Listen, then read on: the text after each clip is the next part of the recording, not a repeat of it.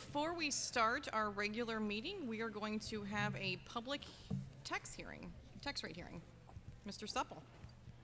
Thank you, Mrs. Lang. This evening, the district is conducting a tax rate hearing in order to allow citizens time to be heard on the proposed property tax rates to be set by the Board of Education of the Francis Howell R3 School District. Notice of the hearing was published in accordance with Chapter 67, Section 110.2 of the Revised Statutes of Missouri. 2021 is a reassessment year. The district's total assessed valuation increased by 9.1%. This is similar to the level of growth seen in the preceding reassessment cycle. This slide provides a breakdown of assessed valuations by category. District homeowners account for 73% of the district's total assessed valuation. Commercial properties account for roughly 12%. Personal property accounts for 15%, and agricultural and railroad and utility account for less than 1%. This slide shows the changes in the district's assessed valuation over time. The growth levels in reassessment cycles prior to 2009 were in the double digits. The growth rate in assessed valuation affects not just the operating funds, but the debt service fund as well. These are the proposed tax rates by fund for 2021. For the incidental fund, $1.9588. For the Teachers Fund, $1.76.5. For the Capital Projects Fund, 6.3 cents. And for debt service, 67.13 cents, for a total levy of $4.45.81.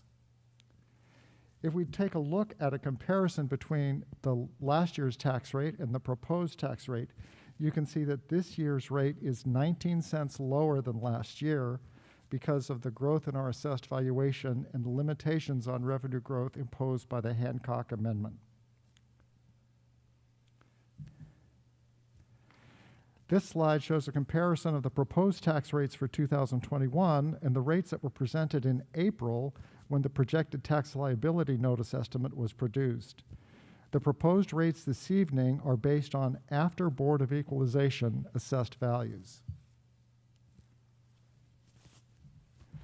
For a number of years, Francis Howell had the highest tax rate in St. Charles County, but subsequently voters have approved tax levy increases for Wentzville and Orchard Farm school districts that were implemented for the first time in 2020, and St. Charles City and Fort Zumwalt school districts have also recently implemented tax levy increases.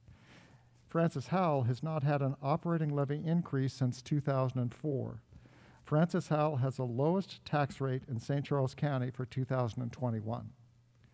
And so if we look at that graphically, this is just the operating portion of the levy, and Francis Howell is at the bottom. This is the debt service levies for each of the respective school districts, and again, our levy is the lowest. And in a combined total of the operating and debt service, again, Francis Howell has the lowest levy in St. Charles County.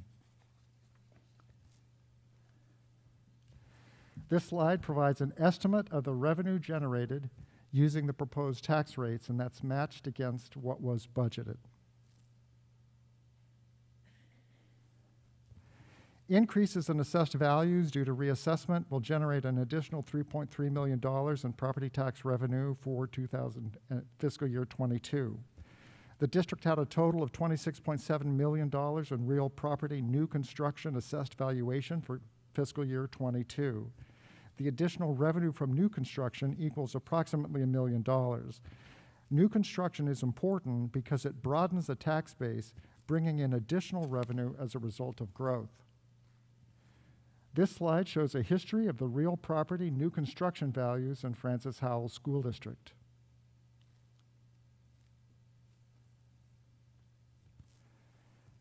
The Missouri Property Tax Credit Claim gives credit for a portion of the real estate taxes or rent paid by certain senior citizens and individuals with 100% disability. The credit is for a maximum of $1,100 and can only be claimed on the home they actually occupied during the period being claimed. Information is available at the Department of Revenue website. So in summary, 2021 is a reassessment year. Our assessed values grew on average by 9.1%. Additional revenue for fiscal year 22 comes from reassessment and new construction. Our total assessed valuation now tops $3 billion, and new construction assessed value is $3.2 million more than it was in fiscal year 21. For the 2021-22 tax year, the proposed rate is $4.4581. And I would be happy to address any questions. Board, do you have any questions, comments?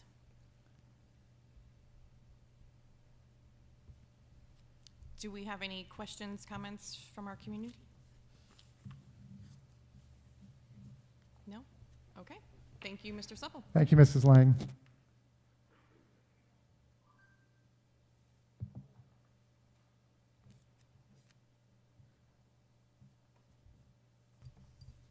With that, I would like to call this meeting to order. Please rise for the Pledge of Allegiance.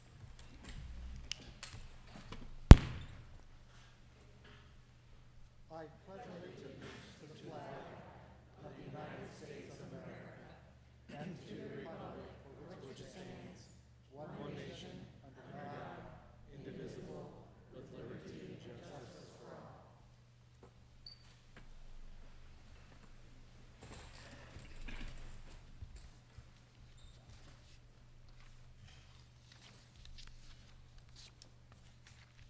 Board, I would like a motion to approve the agenda for September 16th, 2021 as presented. All in favor? Aye. Any opposed? Motion carries. Board, I would like a motion to approve the August 19th, 2021 and special Zoom session September 2nd, 2021 minutes as presented. All in favor? Aye. Any opposed? Motion carries. We'll now have special recognitions, and we will turn this over to Ms. Jen Jules. Thank you, Ms. Lang. For our first recognition, I'd like to introduce Jerry Lee with the Missouri School Boards Association. Mr. Lee.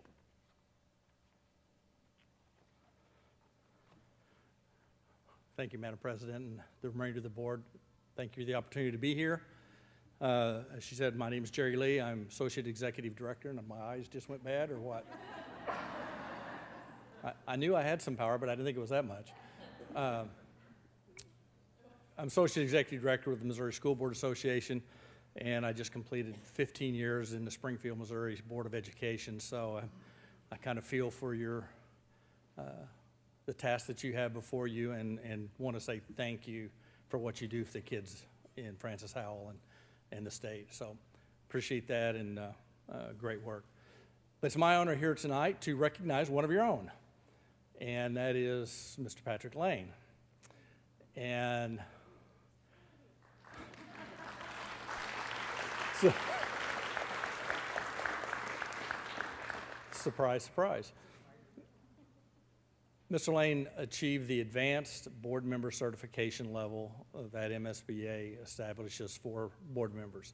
Basically, that is the recognition of continued professional development for school board members. As you all know, you already have 18 and a half hours of training that you go through. Well, on top of that, this requires 12 hours of additional training, 2 books read, attending several events across the state. And then on top of that, we make you do homework and write a paper. And so it's quite an accomplishment to do that. And I'm here tonight to recognize Mr. Lane. I have a plaque here to present to him and thank him for what he does for MSBA and Francis Howell.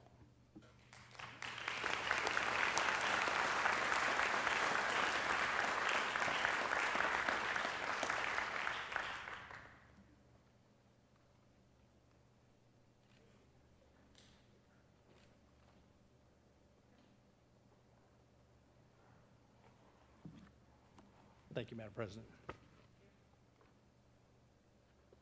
Thank you, Mr. Lee. And next, I'd like to invite our Director of Technology, Mr. Rich Wilson, to the podium. Thank you, Board of Education, Dr. Hoeven, for the opportunity this evening to celebrate the Francis Howell Technology team.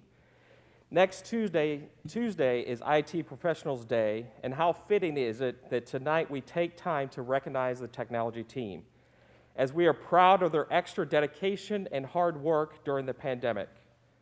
From the start of the COVID pandemic, the tech team has shown extraordinary flexibility, dedication, and determination to keep faculty, staff, and administrators functioning in order to provide our students with a high quality of education and services. While the schools and buildings were closed in the spring and summer of 2019 at the start of the pandemic, deemed as essential workers, tech team members not only worked remotely, many came in for necessary in-person support of faculty, staff, students, and families. Team members interacted directly with hundreds of families while distributing student devices needed for remote learning. Over this period, the tech team came up with innovative strategies for needed data collections, creating unique setups in Infinite Campus, establishing new systems along with tweaking existing ones, adding additional network resources, and device handouts, just to name a few things. The team consists of technology managers, network engineers, data specialist, a programmer, system admin, system specialist, IT help desk, building technician, and a director AA. I am extremely proud of the team, as I am sure the Francis Howell community is of the team's vital work. And this evening, a few members of the team are here representing, and I will call them up to present them with certificates of recognition. So first up, we have Greg Aubuchon, building technician. Greg.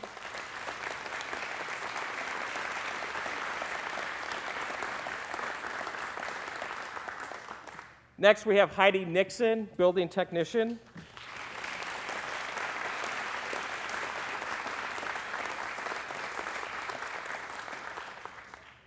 We have Jason Adams, technology services manager.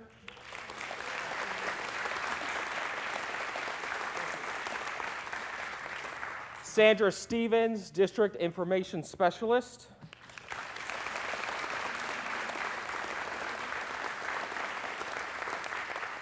We have Catherine Lyle, District Information Specialist.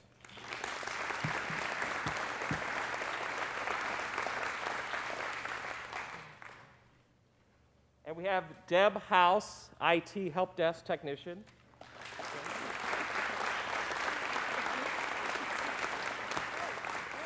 Jeannie Van Horn, Director AA.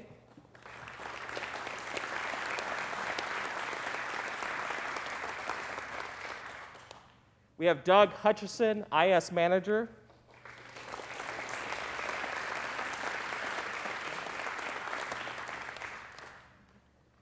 And Joe Iacovelli, Programmer.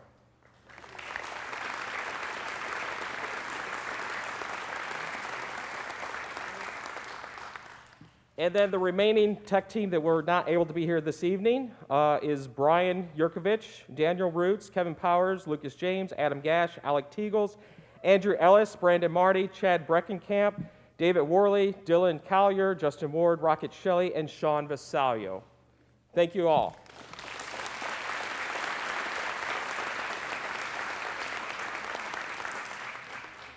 Right, thank you, Mr. Wilson. For our final recognition of the evening, we will celebrate our high-achieving AP scholars. Every fall, the AP program recognizes high school students who have demonstrated outstanding college-level achievement through their performance on multiple AP exams. Nationwide, only about 10% of students earn the distinction of AP Scholar or higher by the time they graduate, and to earn the top-level award is an even greater feat. A total of 282 Francis Howell students were named Advanced Placement Scholars for the 2020-21 school year, and 95 of those were at the highest level, AP Scholar with distinction. And we are fortunate tonight to have many scholars in attendance. Please help me welcome Dr. Lucas Lammers, Interim Principal of Francis Howell North, to the podium to recognize AP Scholars with distinction from North. Dr. Lammers.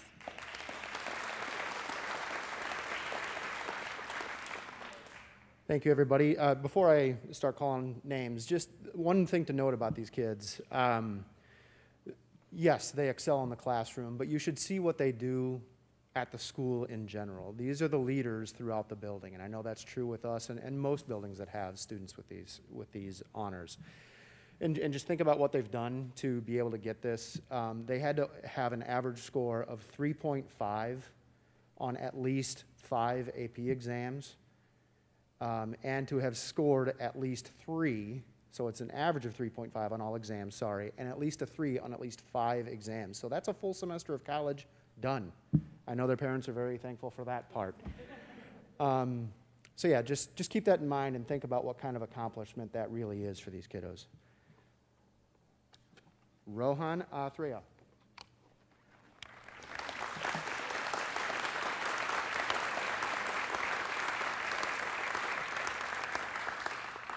James Barkledge.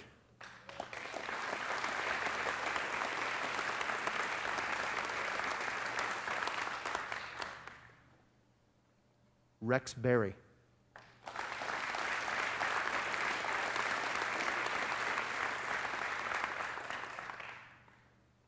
Carly Gordon.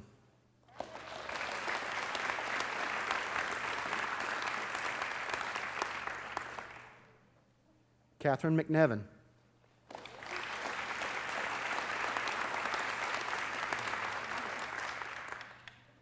And Puneet Santha.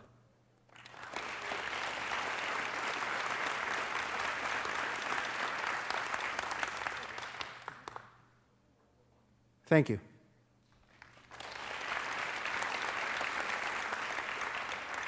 Thank you, Dr. Lammers. And now I'd like to invite Dr. Dave Wedlock, principal of Howell High, to the podium to present certificates to his students.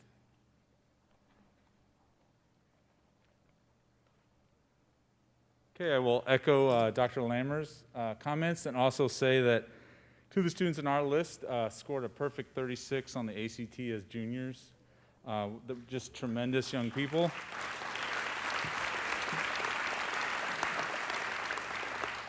I asked them what I should say about them, and they said that they love school, they love each other, and they love studying and becoming the best they can be. So they represent the very best of all that Francis Howell High School aspires to be. So let's begin with the recognitions. Madeline Agee.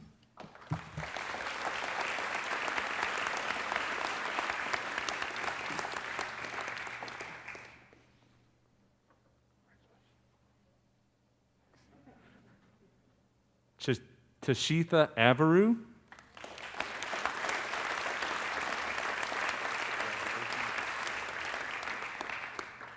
Elliot Burchett.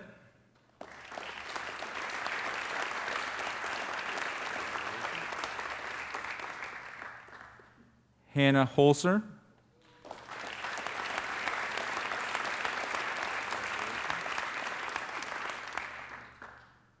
Peter Hilsing.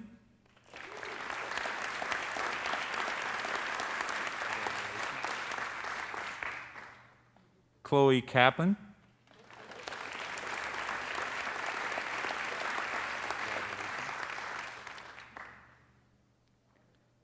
Amanda Cordy.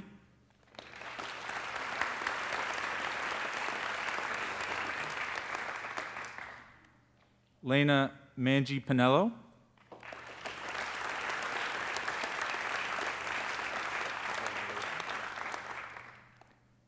Rakshak Sudhakaran.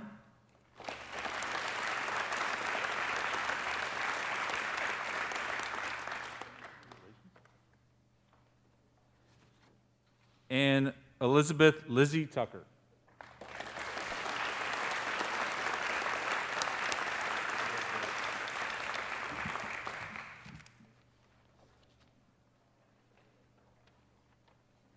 Thank you, Dr. Wedlock. Finally, I'd like to recognize students from Francis Howell Central who earned the top level honor of AP Scholar with Distinction. Now, Dr. Arnell called me and said, oh my goodness, we have homecoming and we can't be there. And he almost canceled homecoming just so he could be with you here tonight, but I talked him out of it. So I'm gonna go ahead and read their names so they can at least get the recognition, and we'll get certificates to them later. So from Francis Howell Central, we have Anna Baranowski, Hannah Bernard, Clara Kylan, Zoe Michaels, Sarah Percy, Tia Perez, Jack Schreiber, and Sydney Tran. So congratulations to Francis Howell Central students and all the students here with us tonight.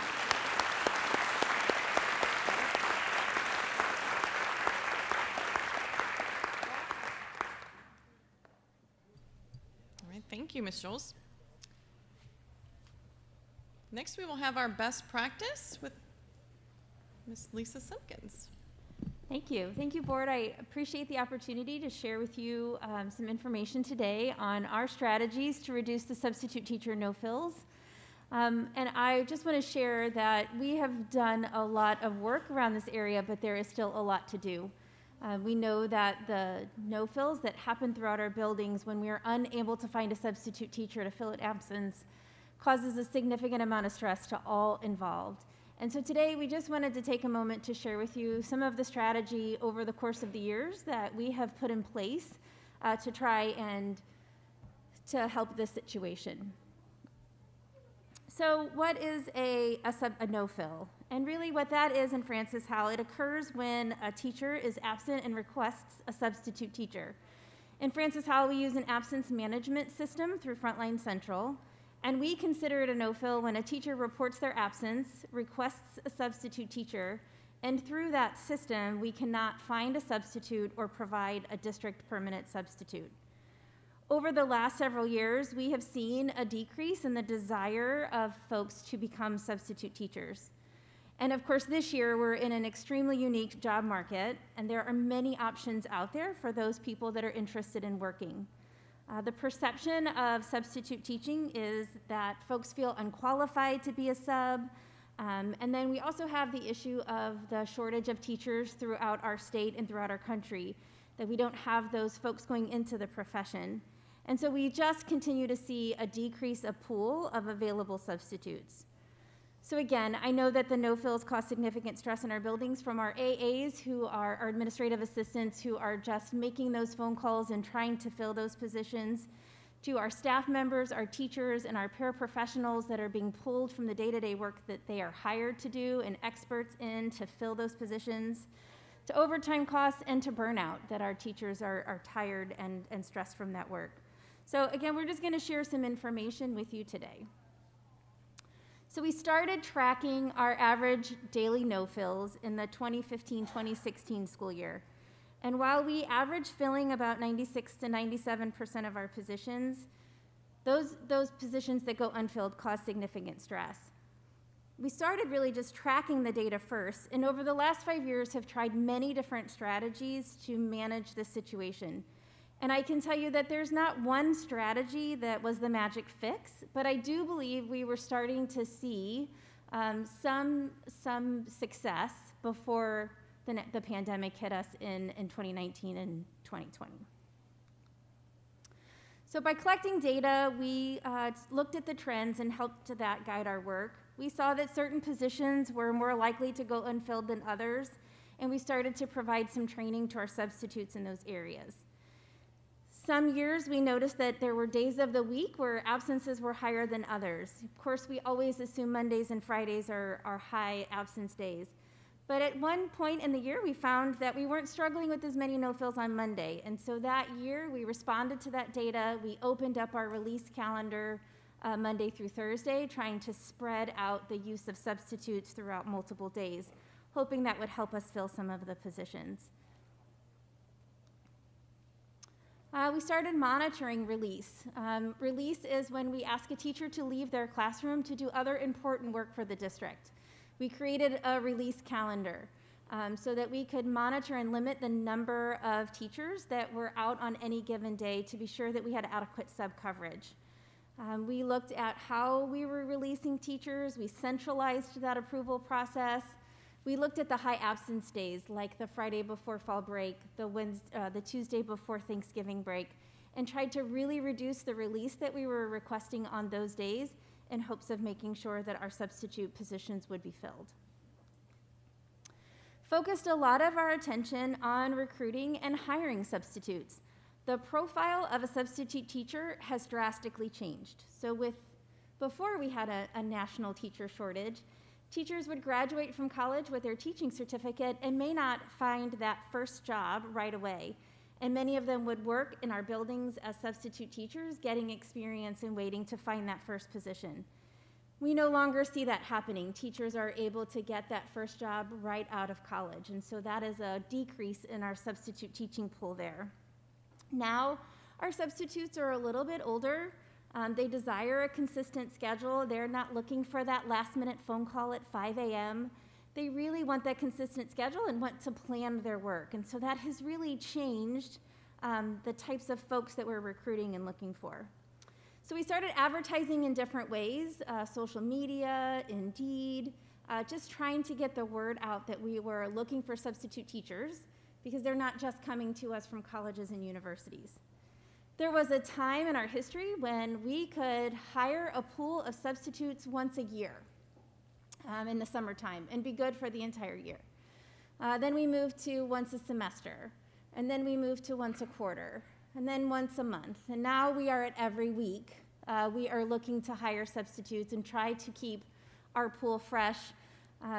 This year was a little more of a unique challenge. We typically, at the start of a school year, would have 20 to 40 new substitutes in a pool.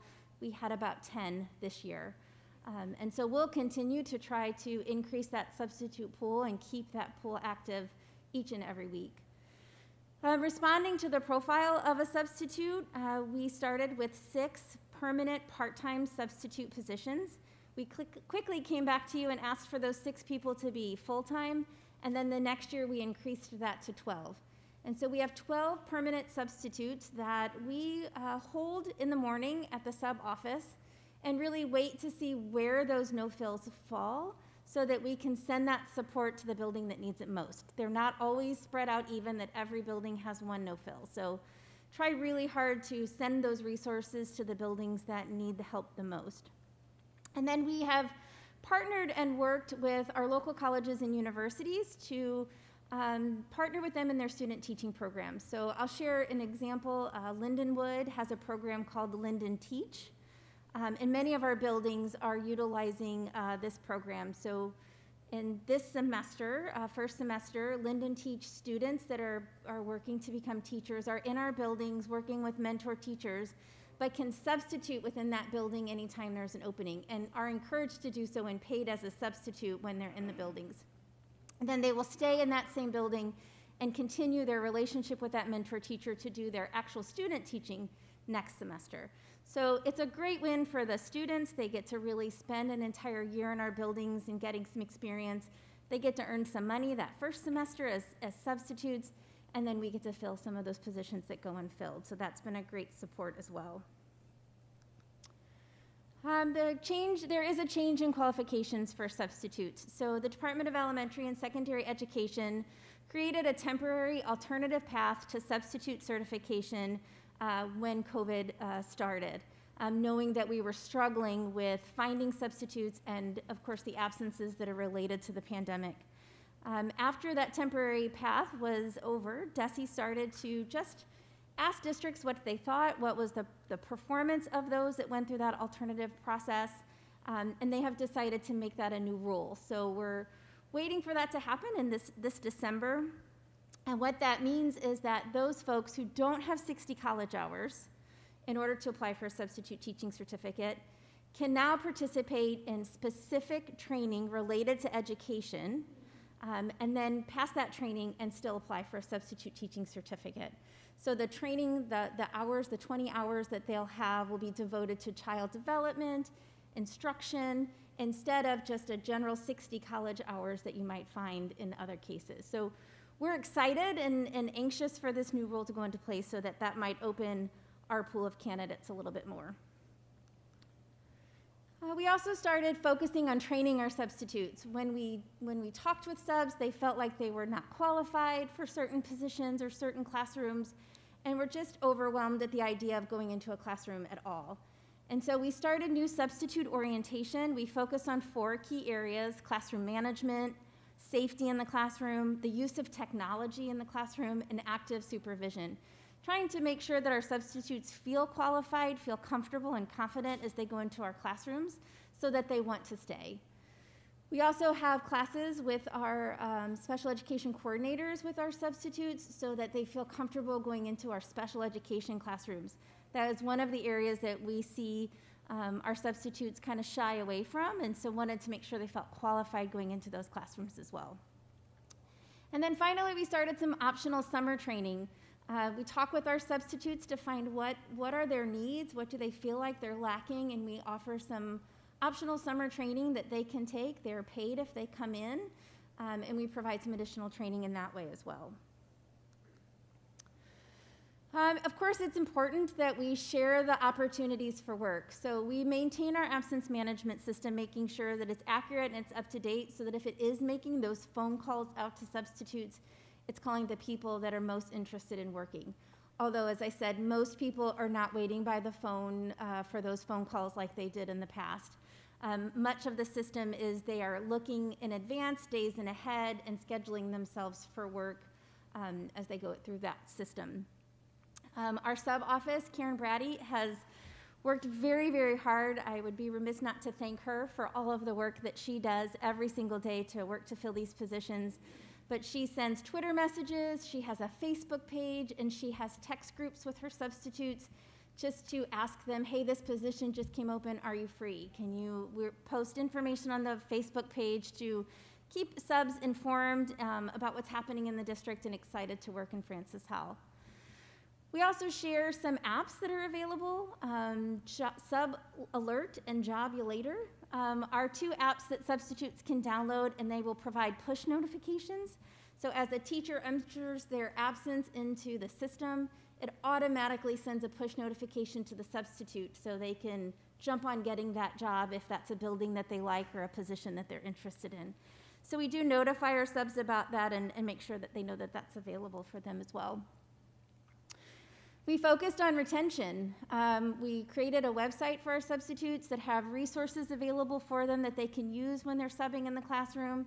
And we also utilize this website to advertise our long-term sub opportunities.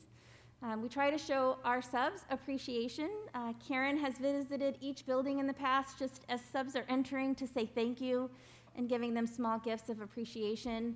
And she does small gifts at our annual training just to thank them for their time.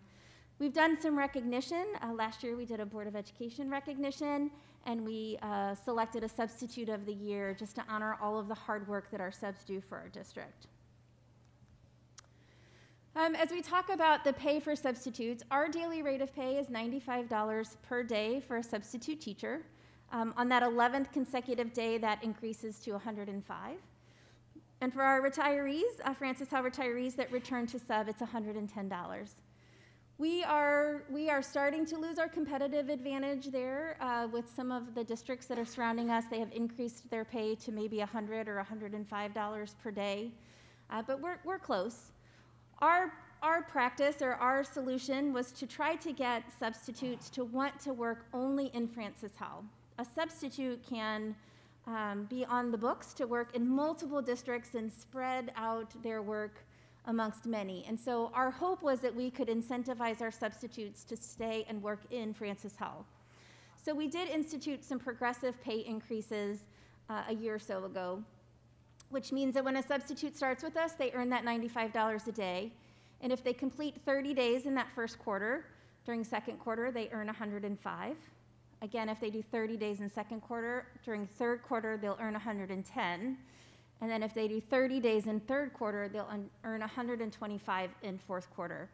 And fourth quarter is really when we start to see our subs kind of lose some interest in subbing, and so we are hoping to incentivize them to continue with us to finish the year. We've also asked our buildings for help and support. We want to consider the work environment and the climate that our substitutes are in. So just asking our buildings to make sure they have support, a friendly face, someone that they can go to if they have questions, someone to sit with at lunch so that they feel connected and a part of the building so that they want to return. Some of our buildings have done things like offering coffee in the morning or some little raffles for some building swag to their substitutes to show appreciation and support so that those folks want to return. And then we've also asked our buildings to create a no-fill plan. And we ask so this is where our staff has come in and really helped us when we are struggling to fill positions. Whether that is our paraprofessionals that step in and fill in, our teachers are working on their plan time, students are being funneled, so we appreciate all of that hard work that our buildings, our staff does to help us in support of this situation. But we, again, know that that causes a lot of stress for them. Some possible next steps, we can look at increasing the daily rate of pay to attract more substitutes to Francis Howell. We know that our permanent substitutes have a lot of knowledge and they've become familiar with our systems and our processes and actually have better outcomes for our students because they're familiar with those things, so we are considering that as an option. And also just looking at possible teacher attendance incentives to see if reducing the number of absences would help us in some way cover some of our situations there. So happy to answer any questions that you might have about the strategies and steps that we've put in place to address our no-fill situation. Board, any questions? I have a question. So they go from 95 to 125, and then if they stick around for the following school year, they go back to 95? It starts over each year, yes, ma'am. Okay. And what kind of time frame are you looking at to implement some of these strategies to help out with the no-fill rate? I think that's just a conversation that we would have to have and a recommendation that we would have to bring to the board if we have the resources available at the time to do it.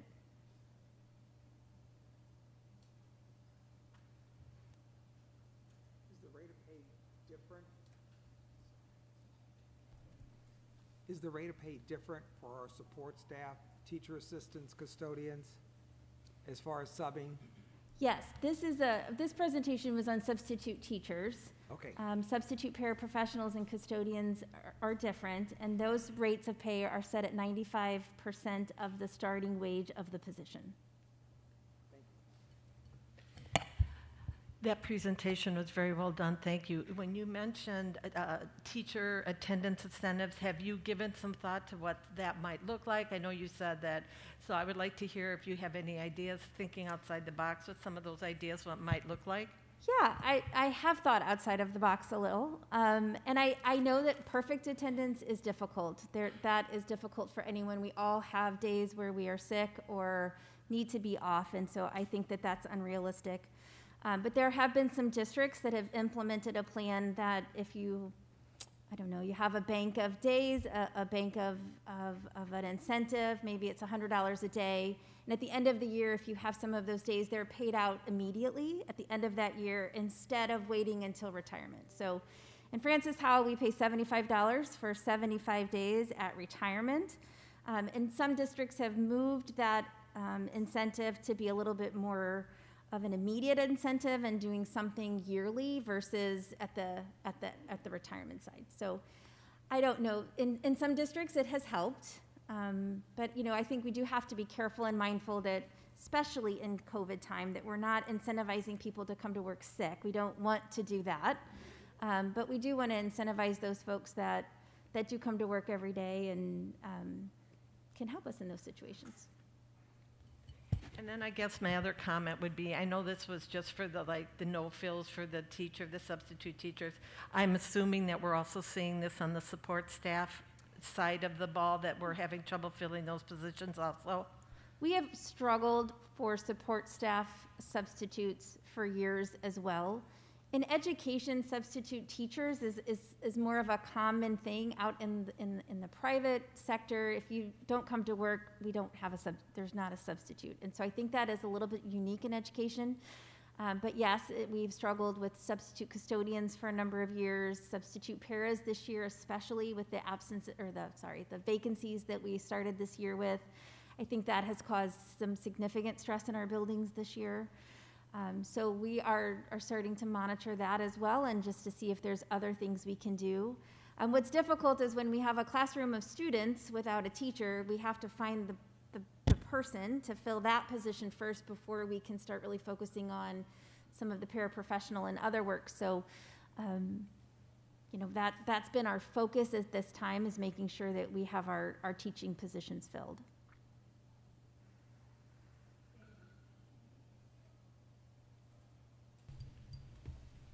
Board, any other questions, comments? Okay, thank you.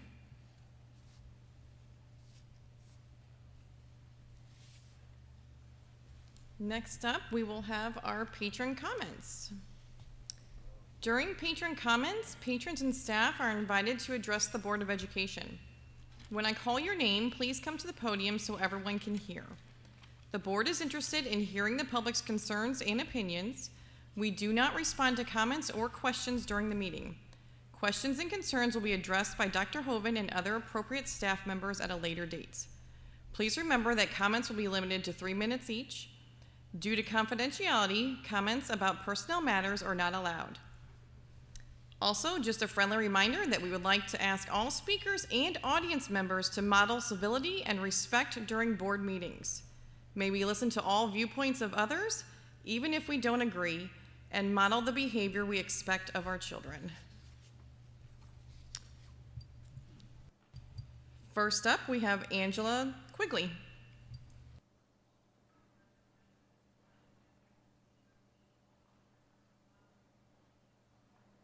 Hi, good evening.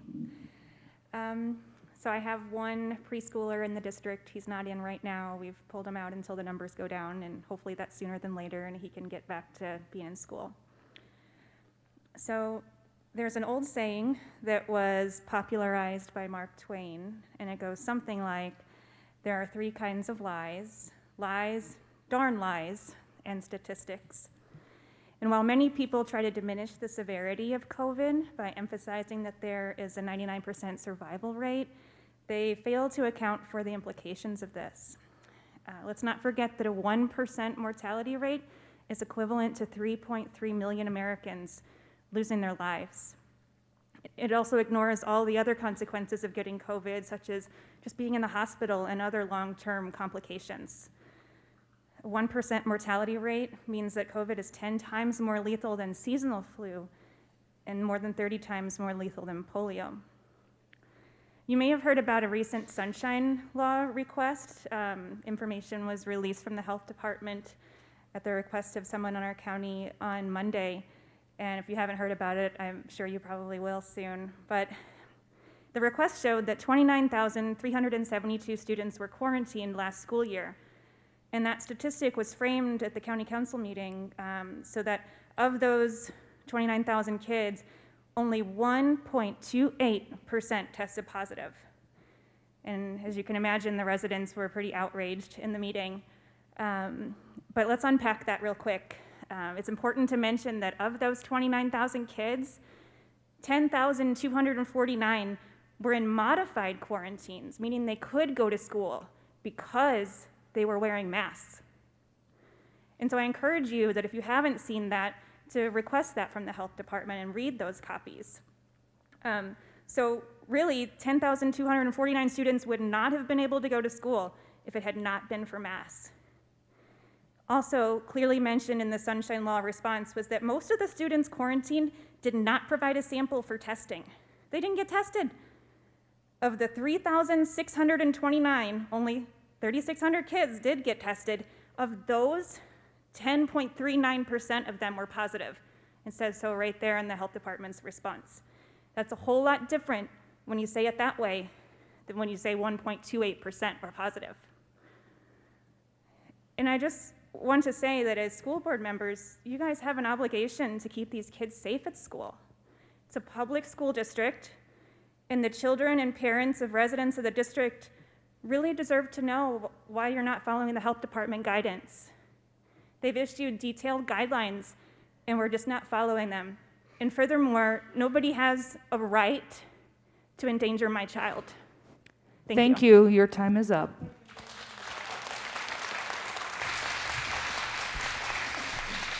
Next up, we have Heidi Conrad.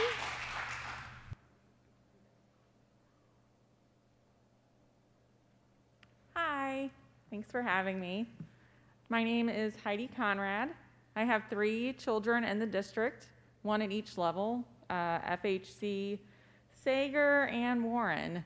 A longtime district supporter, I voted yes on all the property tax raise increases and the bond proposal. And I will continue to vote yes regardless what happens with masking or the Black literature, Black history courses, challenge courses, etc. Supporting the district supports my kids. I'm winging this a little bit because I made this decision last minute. I debated on this or going to the Francis Howell Central Homecoming Parade. I might have chosen poorly. There's way less candy here. But the reason I'm here is based on the last board meeting. I thought it was important to show my support for a mask mandate in the district. This summer, when the district said it was going to go mask optional, I was okay with it.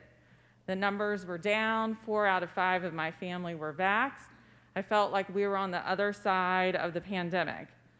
Then Delta came, the infection skyrocketed, and it appeared that the new strain affected younger people, including kids. Just 2 days ago, the Post-Dispatch reported that Missouri has passed 11,000 deaths. In August, as of last month, not 2020, that was one of the most deadliest months on record since we have been in this thing. We had 2 doctors that were here last meeting that were asking for the board to pass a mask mandate. And COVID it's not over. It's not even close to over. And if you don't know someone that hasn't died or hasn't had their lives upturned by COVID, count yourself lucky, because I think most people have at this point. Masks help prevent COVID. They do not stop the spread of COVID. They help prevent the spread of the disease. That's why it's so important to require that all kids in the district wear a mask until COVID numbers are down. While I know a lot of people in this room probably disagree with a lot of things I have said so far, I think we're all on the same page when I say, I do not want a mask forever. That is definitely not my goal for me or my kids. But while the numbers are up and the hospitals are full, I just don't think now is the time to reverse course on COVID mitigation protocols. Last point, I know some people are going to argue that it takes away their choice as a parent. That's certainly not my intent. There are a lot of things that are required to go to public school: dress codes, allergens, hats, coats. I was surprised. Well, and I am at the end of time. Thank you so much. Your time is up. Next up, we have Emily Winam.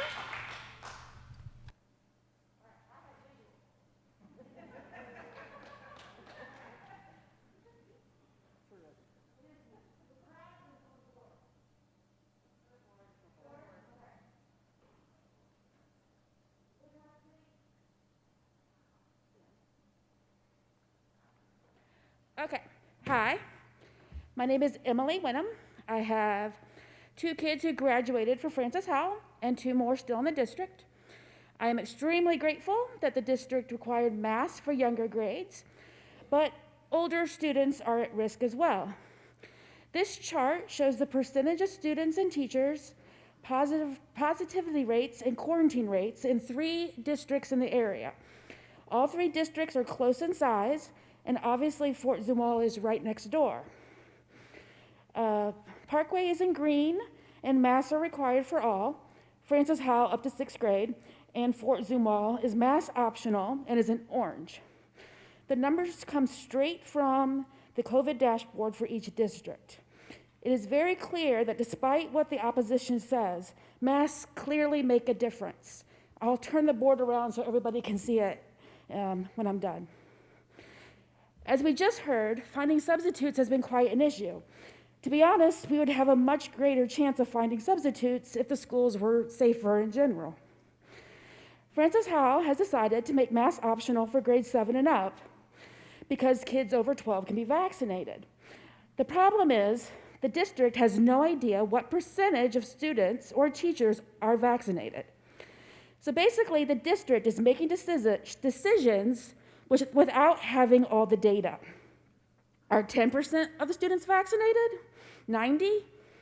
Most likely somewhere in between. The district doesn't really know, the district didn't have this information before making the decision to make masks optional for those grades. The other issue is that the Delta variant, for those who are vaccinated, are now getting COVID. These rules were made before much was known about the Delta variant. My kids are vaccinated, and I've asked them to please wear a mask at school, but I have no idea if they are or not. They have said that not many students are wearing masks. Will they bow to peer pressure and not wear them? If masks were required for all, this would not be an issue. Our district should also require teachers to be vaccinated or tested weekly. Several school districts in the area are requiring this.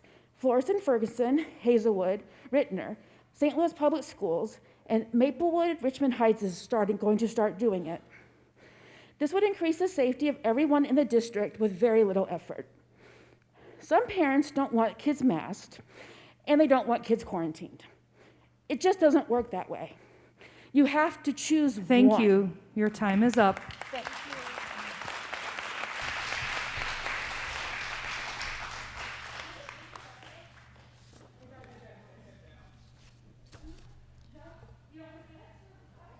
Yep. Next up, we have Christopher Combier. You want to go first? I am. Christine Hyman, I think you just have them switched. Oh, yep, I got a 5 in front of a 4. Uh-oh. Sorry. We good? There we go, we're good. Christine Hyman. Thank you. Thanks for having me. I'm here tonight as a parent of a Francis Howell School District student. I have a daughter who graduated from North in 2010, and I have a daughter who is now a freshman at North. I am pleased with the education that my girls have received. My oldest went on to receive both undergrad and graduate degrees at UMKC, and now teaches in the education department there. So yes, I am pleased with Francis Howell School District. I want to thank you board members who have taken the time to speak with me personally. Many thanks for the months all of you have sat stoically in your seats while having hate, disinformation, and conspiracy theories hurled at you. I'm here to speak on masks tonight. As of 3 o'clock today, there were 108 people in quarantine at North, 440 across the district, 51 of them were teachers. 1 in 560 people in Missouri have died since the pandemic started. How many people are in each building? My freshman has done everything right. She's vaccinated, she masks every day, all day at school. I receive exposure emails every other day. I received a close contact call last Friday for contact on September 7th, and even though she did everything right, she showed symptoms on day 6. Had the other student been wearing a mask, this most likely would not have happened. Thankfully, her test was negative. However, she is still symptomatic, therefore she's at home. DESE issued a statement of concern today, part of which says, the potential that we are jeopardizing student and staff health is among those of top concern. We are also concerned increases for the potential for outbreaks could lead to a lack of in-person learning. Missouri Director of DHHS, Donald G. Coweroff, made the following statement this week, that COVID from 2020 is not the COVID that is today. They are different. But he said, the way to combat the virus remains the same. We know vaccines work, and everything I have read, everything I have seen, masks work. I'm not scared, I am frustrated. I am asking a member of the Board of Education tonight to make a motion for a mask mandate in the school district for 30 days to see if we can get this under control and see if our numbers go down. The second thing I ask of you all tonight is do not cave into the political pressure that you have seen here from politicians at this meeting. We parents trust you to do your job, and that is to keep our children safe when they are in school. I've spoken to teachers, everybody, they are overwhelmed. Thank you very much for having me tonight.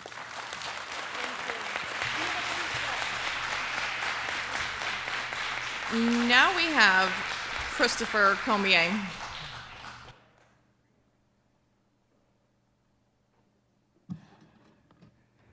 What's going on, everybody? What's up, Dr. Hoeven? I just want everybody to know this is exactly what communism looks like, when one person tells someone what to do and everybody has to, for some reason, like push this side of the room to wear masks. If you guys want to wear masks, nobody's telling you not to wear a mask. It's just you guys are telling us to wear a mask, and we don't want to. And that's part of being freedom of choice. That's what being American's all about. So let me carry on. I would like to start by addressing the school board, obviously, about lifting the mask mandate and modification for parents to opt out if they don't want their kids to wear a mask. I would like everyone's support, whether you sit on the right side or the left side, because divided we fall, united we stand. I need everybody's support on this. We do not need mandates, we just need to communicate with each other. I believe it is very important to preserve the freedoms and liberties that this country was founded on.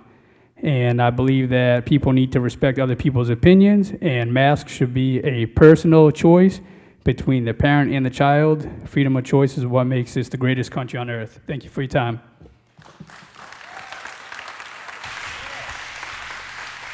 Next up, we have Nancy Zoellner. Thank you for allowing me the opportunity to speak tonight. I didn't think I was going to get that chance, so I'm glad to be here. My name is Nancy Zoellner. I'm a parent to 3 young children in the district. Our elementary age child was a virtual learner last year for her first year in elementary as a kindergartner, and our family was faced again with making the decision of how our child would receive her education this year. We are so grateful to the board and our superintendent for aligning with local, state, and federal recommendations and implementing masks at least pre-K through 6th, even though it was just days before the school year started. As a family, we've been able to witness the, quote, magic, literal magic that happens when students are able to learn in the building with their teachers and surrounded by their peers. The daily struggles and successes, the unexpected friendships, the opportunities for autonomy and independence. We've joined the ranks of many families in the district to fight to keep our children in this magical environment. As a family, we've also seen the tragic ripple effects of this highly transmissible Delta variant, the effects that it can have on children and their family members. And as I speak to you tonight, I have an extended family member who's hospitalized in the ICU battling for his life from a breakthrough COVID infection, although he was vaccinated himself that he contracted from a school-aged granddaughter at a recent Labor Day gathering. The highly transmissible nature of the Delta variant, combined with its increased infection rate in children, demands our attention as parents and as a district. The guidance from regional and national domain experts is really clear in terms of how best to combat this virus and what our level of concern must be. Our own children's local pediatrician's office is seeing alarming rates in her patients, serious illness from COVID and family spread in otherwise healthy children. Tonight, the board is scheduled to review and possibly modify the current COVID protocols in schools. We've not come this far as a district to take steps backwards. We owe our students, our teachers, and our families this. We must retain the current COVID protocols and consider strengthening them to protect learners in all grades pre-K through 12. We don't want to afford this virus the freedom to spread. We all share the goal of keeping children in school safely. I'm encouraged that our State Department of Health is planning to bring local public health departments and schools together across the state to discuss modifying quarantine guidelines in schools. As an individual family, we are doing all that we have the power to do to keep our child and her peers and their contacts safe. I implore you, as our elected board members, to lead by example. The board must follow the guidance of domain experts.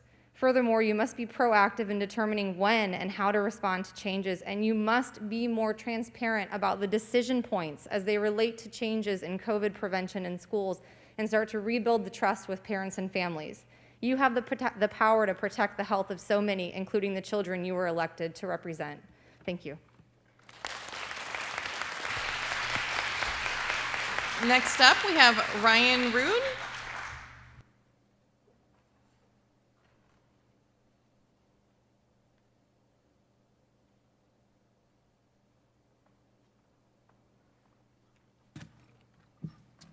Nancy and I actually had a good conversation earlier. I feel like we really heard each other, which is pretty unusual these days. We tend to talk past each other without ever actually hearing what the other side is saying, and even analyzing what they could be saying to us. We forget science isn't dogma. It's about analyzing the world around us to draw conclusions from data, not from anecdotal stories. According to the CDC, about 430 children under 18 have died due to COVID in the last 18 months. That's a group of 73 million children with more than 56,000 total deaths. That means about 55,500 other kids died, nothing to do with COVID.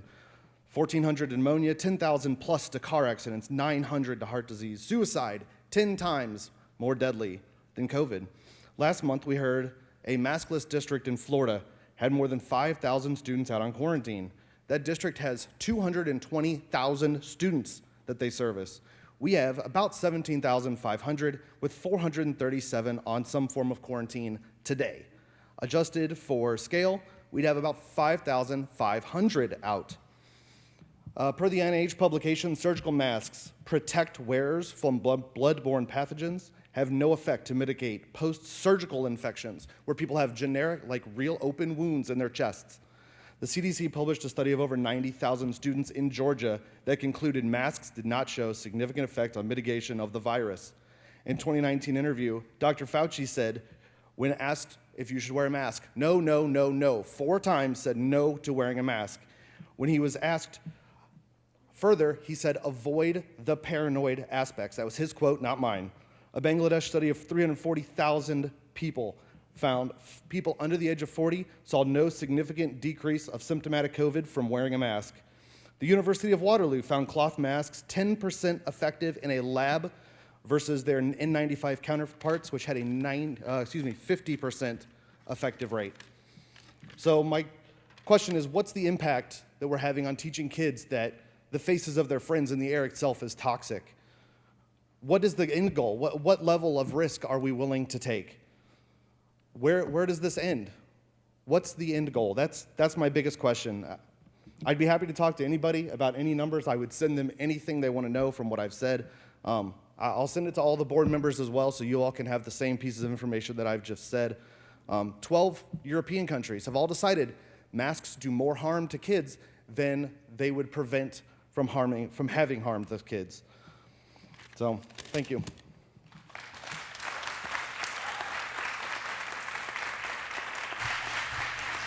Next up, we have Luke Eckhoff.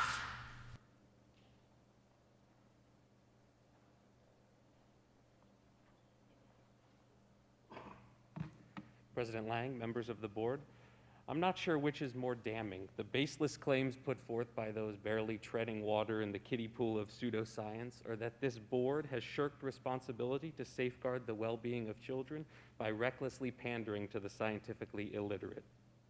There is no controversy about masks within the scientific community. Those calling for universal masking are not mask-loving sycophants hell-bent on obscuring faces and conditioning acquiescence. God forbid you have to wear a mask to avoid spreading a disease that's already killed 1 in every 584 residents of St. Charles County. When multi-layered protections are missing, secondary transmission occurs in schools.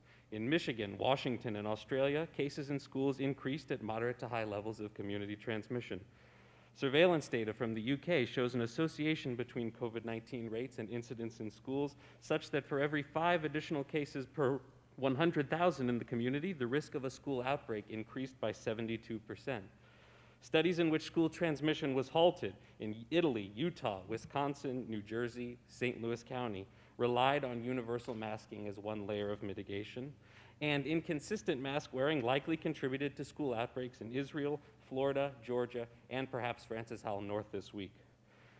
Frankly, I don't particularly care if the members of this board believe or even understand the scientific evidence. It's not your job.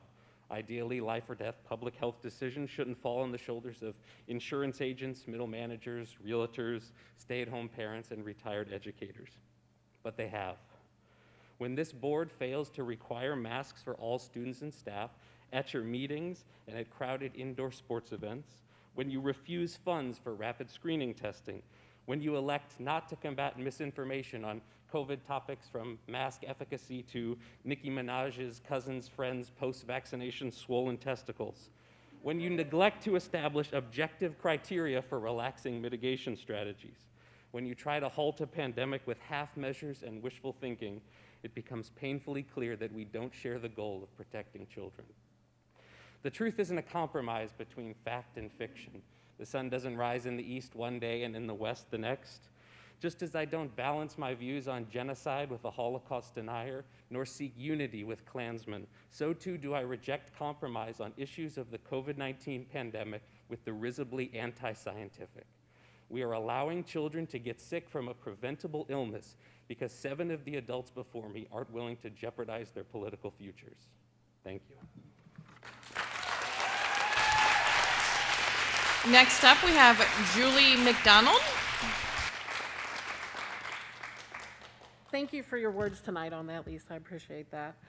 I am a teacher at Central Elementary, and tonight I would like to cover 3 topics. First, I want to celebrate the positive progress our district has taken in equitable and anti-racist actions. And finally, second, the district's COVID safety precautions, and finally, staff and substitute shortages that are affecting the quality of our teaching day. Last year, Black Voices Matter held a march for equality. Community members marched together and spoke on personal experiences of racism. Sentiments of desired change were heard and valued by stakeholders in the district. We urged the board to edit their resolution in response to racism and discrimination, which you did. At the July board meeting, the board did not approve courses about critical race theory. They approved elective courses in Black literature and Black history. Misinformation on social media and in local legislative hearings prompted the board to issue a fact sheet to address these false claims. Recently, Dr. Hoeven was a guest on the Mark Reardon Show where he defended these classes in the direction of the district. These are examples of anti-racist acts our district is making. I want to celebrate the progress we have made thus far in this matter, but also continue in these endeavors.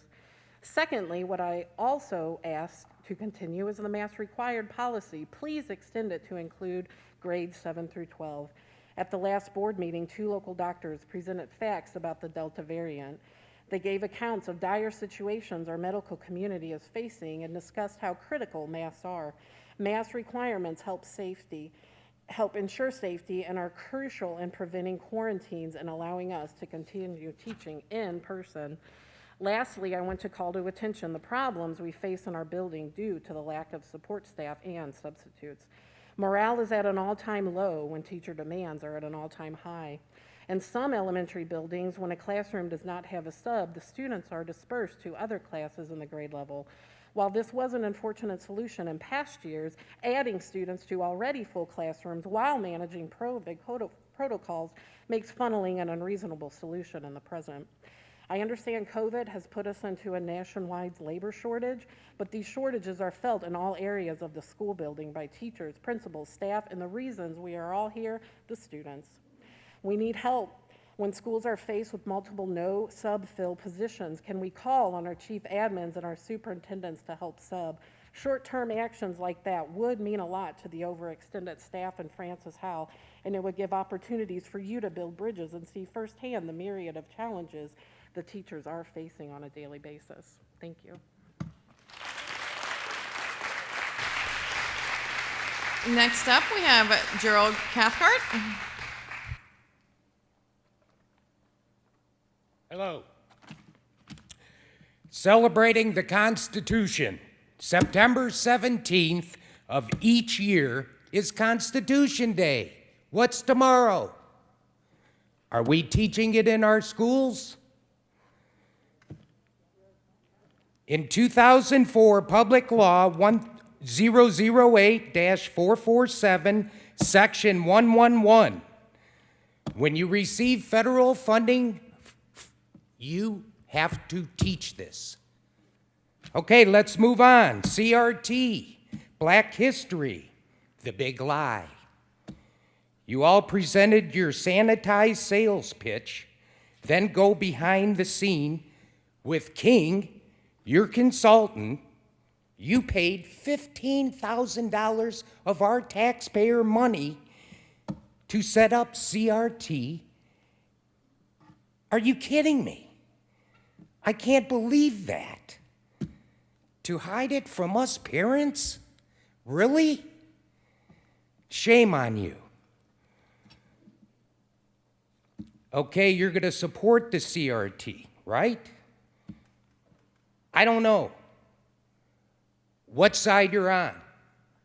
There's 2 sides, and it's either good or evil. I don't know what side you're on. I know what side I'm on. Let's get a spine, people. Let's get this out of our schools and stop corrupting our children. And finally, mask. I hear all this about the mask. Well, I'm telling you, the mask Show me the scientific proof that they work. I can't find it from anybody. Nobody will give you that answer. If you want to protect yourself, get a hazmat suit. And all the people talking about the doctors last meeting, they came up here and then they go to the gym as a hypocrite without a mask. So who's kidding who here? Let's wake up. Wake up, America. Thank you.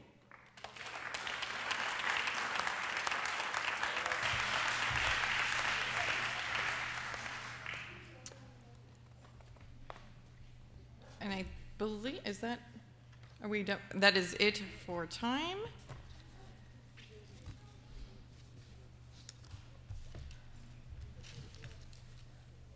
Next up, we have FHEA comments.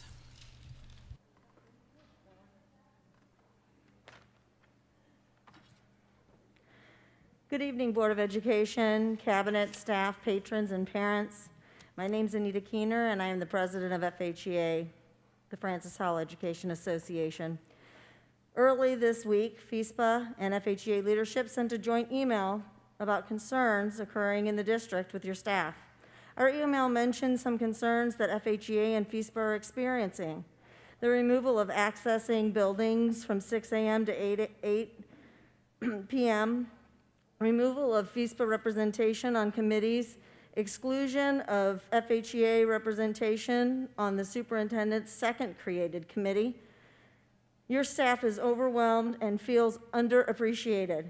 More and more continues to be placed on teachers' plates, yet nothing is removed to make room for it.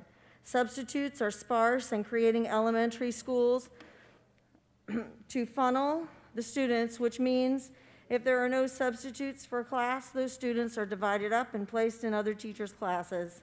This is not good for students moving to new classes for the day, the students who are originally in the class, nor the teacher receiving more students for the day. Also, teachers are struggling to get their full plan time and their 25-minute duty-free lunch because they are now covering recess duty. We need your help. We need your help to stop the chaos, not perpetuate the chaos. We need you to start working together instead of thinking of the next gotcha. This isn't building bridges. Mrs. Lang, because you responded to teachers' emails doesn't mean you are building a bridge. Yes, you honored the stipends. I doubt seriously that you would give administrators raises that FHEA negotiated and not give it to teachers. The $1 million, for example, that the district put into insurance was for everyone, not just for teachers. We are hemorrhaging support staff. People, again, what are your choices? Building bridges looks like including FHEA on committees, not asking teachers to come to another meeting to ask them what they need. We have told you what the teachers need. I can list some for you. 1, FHEA representation. 2, time which would include smaller classes and time to do the job. 3, higher salaries. 4, good benefits. Every time we turn around, admin is tearing down the bridge. Just to address the sub-situation, FHEA has days to use to train building reps. Again, had we continued with the release president position, we wouldn't need as many days. We used very few days. Sometimes unintended consequences happen. Thank you. Your time is up. Next up, we have FESPA.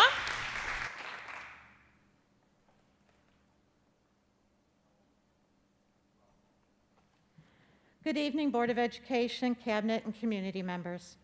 FESPA appreciates the relationship with the Board of Education and Administration that we have had in the past. However, we have seen how FHEA and MNEA UNISERV director have been treated and are worried about our future. Last year, the annual back-to-school kickoff theme was Better Together. We believed then that the sum of all our employee groups was greater when we worked together and not separately. For we are an educational ecosystem. made up of certified teachers and non-certified support staff that FHESP represents, as well as you, the Board of Education and administration.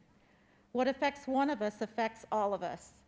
We work hard every day to keep students safe while they learn. Do you know what it looks like when just one certified secretarial, nursing, custodial, grounds, maintenance, or paraprofessional position goes unfilled in one building on one day, much less 2, 3, 4, or 5 days? Often 2 positions, many times 3. Instructional paras and special education paras are being pulled to cover teacher positions that go unfilled. Some paras are not getting their lunches. Buildings without a full crew of custodians can't keep a building clean the way it should be.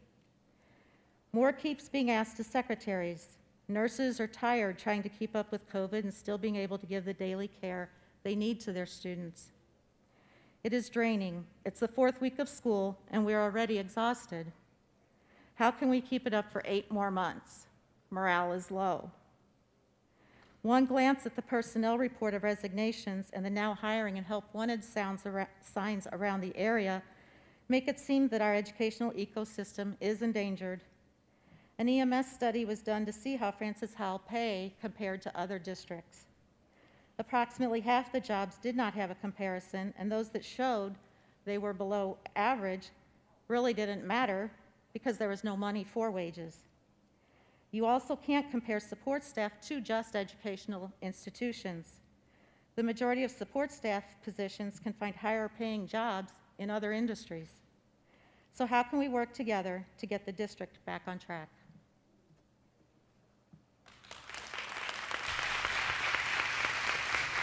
Thank you. Next up, we will show our MSBA report.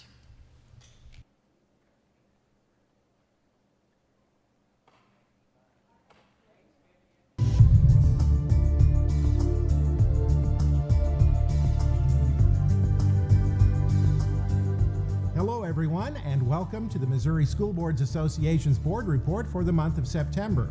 We thank you for the opportunity to share some news and information during a few minutes of your board meeting. We begin with a look at the release of this year's state assessment data. The MAP assessments have served as the cornerstone of state and federal accountability systems for more than 20 years, but not this year. Students throughout Missouri took the MAP assessments last spring under the unprecedented circumstances surrounding the COVID-19 pandemic. Because of those challenges, the State Board of Education decided to suspend the use of those test results from state and federal accountability systems this year. Commissioner of Education Margie Van Dieven cautions everyone that blanket comparisons to previous year's assessment results would be a serious misuse of the data, but she says the data will be useful in other ways. How can we learn from this unique period of time in education and to solve issues moving forward? Like many other industries across the state and nation, we are standing at a time where we can reimagine education, and closely looking at these data will help inform those new ways of doing business. We must also use these data to help us determine what individual student groups were mostly impacted by these variables, as well as how to allocate these COVID relief dollars to best serve our students, educators, and schools. Van Dieven says she's pleased the high participation rate in last spring's assessments means there's no need for a fall testing window this year. These data, along with your local assessments and other key data points, will shed light on the learning across our state and help us understand where Missouri students are academically and how to overcome the pandemic-related challenges presented. We look forward to working alongside local school leaders as we dig further into these data and together learn all we can to continue improving lives through education well into the future. The statewide assessment data is being released this month, and individual school district data will be made available at a later date.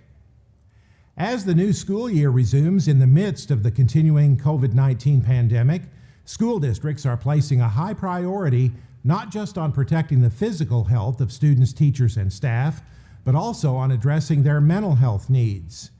Educators and mental health professionals are seeing more cases of anxiety and even depression among some students, as the pandemic drags on. Detective Jason Klaus is the state coordinator for the Missouri Crisis Intervention Team, a group that teaches law enforcement officers and first responders how to recognize a mental health crisis and de-escalate the situation. Klaus, a former school resource officer in Perry County, says the group works closely with school safety personnel. We work with a lot of school resource officers who are law enforcement, training them in crisis intervention, the de-escalation technique. But it really doesn't stop there, because if you think about your school counselors, your school administrators, your teachers, your custodians, bus drivers, they all find themselves in the middle of, a student, maybe even parents that may be in a mental health type crisis. So the skills, the de-escalation, all is very important to really an entire school district staff. Klaus adds it's important for teachers to recognize changes in student behavior. And they really are the first ones to recognize a change in that student, a change in behavior. And it could be something of grades start to drop, even by, a half a grade, which is out of their norm. Maybe truancy starts to become an issue, just things that are out of place. It is very paramount to begin that conversation of asking that person, is there something you'd like to talk about? Is there something going on? I've seen some changes, but by ignoring it, you kind of allow that situation to continue and get to a point where now it's maybe beyond what that teacher or conversation can do to really bring that individual back around and offer those services. Klaus spoke at the recent School Safety Academy sponsored by MSBA's Center for Education Safety.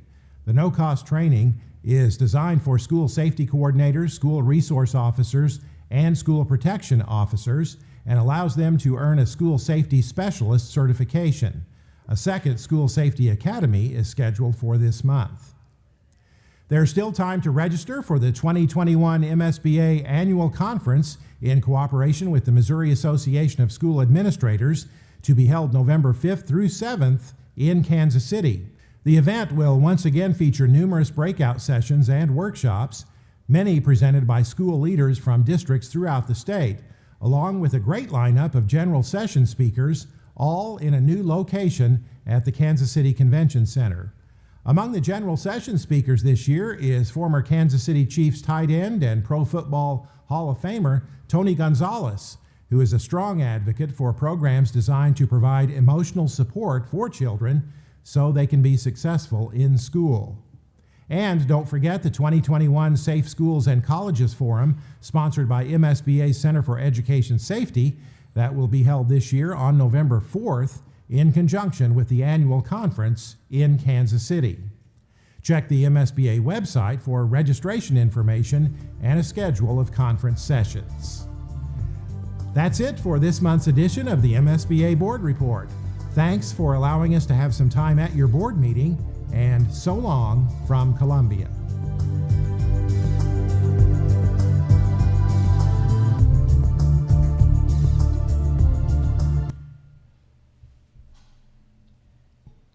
Okay, next up we have a Proposition S update by Mr. John Klein.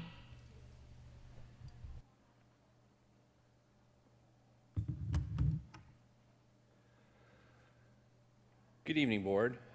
We have a little different format this evening. It's a shorter presentation than normal, but I want to start off with just a quick celebration. Today, on our construction site for Francis Howell North, we had our first skilled program, and we had our 4th and 5th graders from Henderson Elementary out there learning about the construction process and all the work that's taken place at that construction site. I want to thank the administration and the teachers for helping those students come out today. They were great representatives of the Francis Howell School District and everything that we're about. And I also want to thank our partners with SM Wilson, our builder, who helped facilitate this for our students to enhance the learning of what's happening within the district here. So I'm just going to remind the board here about our construction industry challenges that we have. We continue to see and work through COVID-19 delays. We've talked about this a few times before, most recently with our security vestibule project. We still have some of the doors that have not arrived yet. Everything is framed and ready for them, but there's delays in the steel for the doors. And so as those are coming in, we are working with the individual schools and making those adjustments necessary to get those doors put in as they come in. I'm pleased to report as of this time, Bryan and Sager Middle Schools both have their sets of doors. As you know, they started the year off with a temporary set of doors, but those have been completed and put in place. So we'll continue to work through the rest of the schools to complete that project. We also continue to monitor that in terms of other projects. And so that brings me to talk a little bit about our District Facilities Advisory Committee. So we revived that committee. It had been dormant for some time, and so we've revived it. And basically we've asked them to kind of help us with looking at our projects, giving some affirmation and some verification for us, giving some consulting and some guidance. It's a mixed group of folks. So we have folks from internal. We also have people from the community. And looking at the community, we have those that are experts in finance, construction, and other trades industries helping to advise us as to how to manage things. So we are retrofitting that back into play and utilizing this committee to help us do our work ahead. So just to kind of give you an idea of some of the work that the committee has been working on and will continue to work on is that we're looking at the impact of the cost escalations of the current projects and then how that impacts other projects. And then we're using the committee to help us plan and also prioritize future projects. We're really looking for ways to be efficient and be good stewards of the money that's available to us. And so we'll be using this group to help us formulate some of the decisions and plans going forward and continuing in years future. And that is our update for this month. Are there any questions that I can entertain?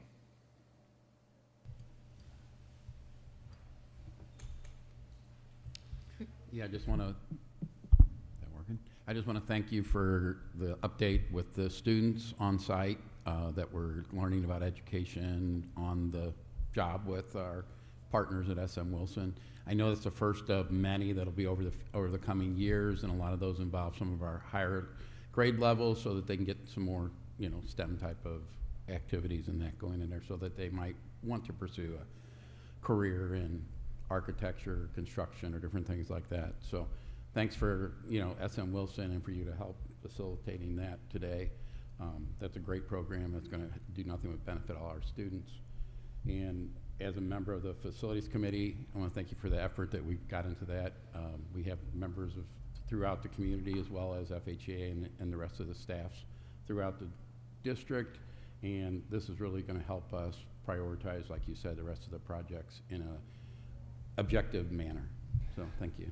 Thank you. It won't just be limited to our Prop S projects. We'll utilize them as well for our regular daily work that we do. Great, thank you. Anything else, board? Thank you. Thank you.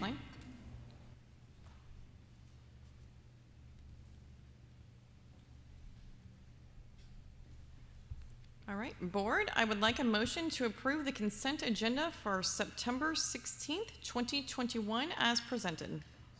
Second. All in favor? Aye. Aye. Any opposed? Motion carries.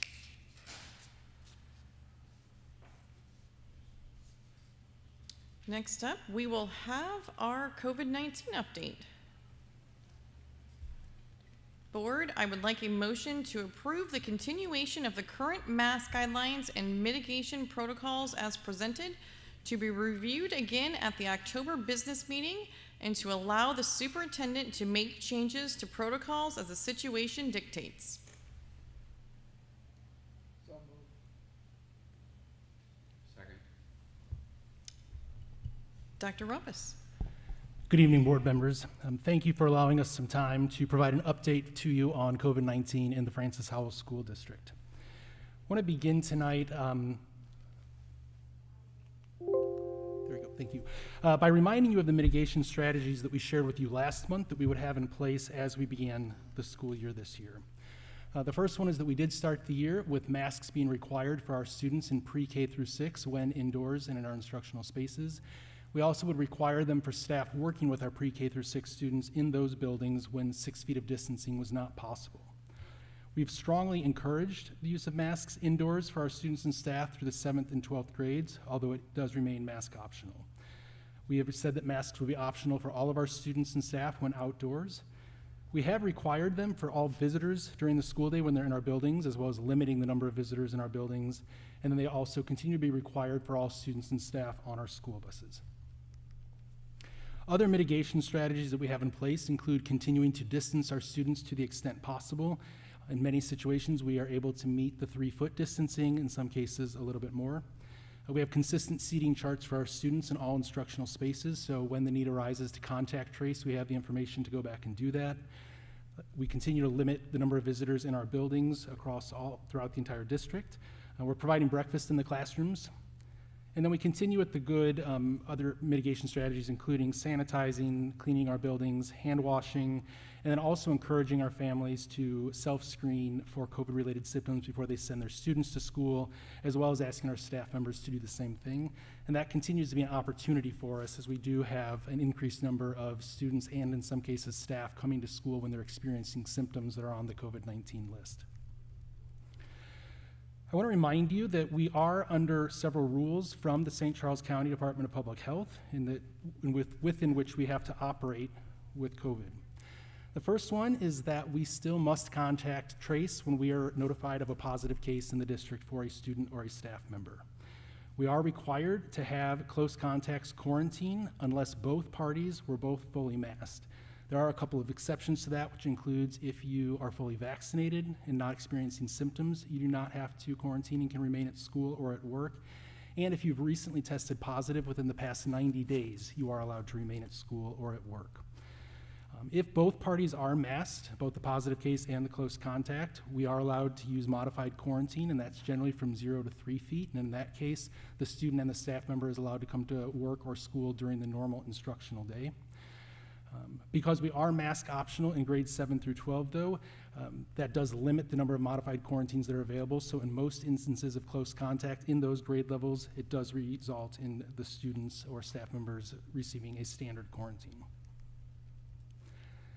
The next slides show you some of our county data, and then I will focus specifically on some of the Francis Howell School District data.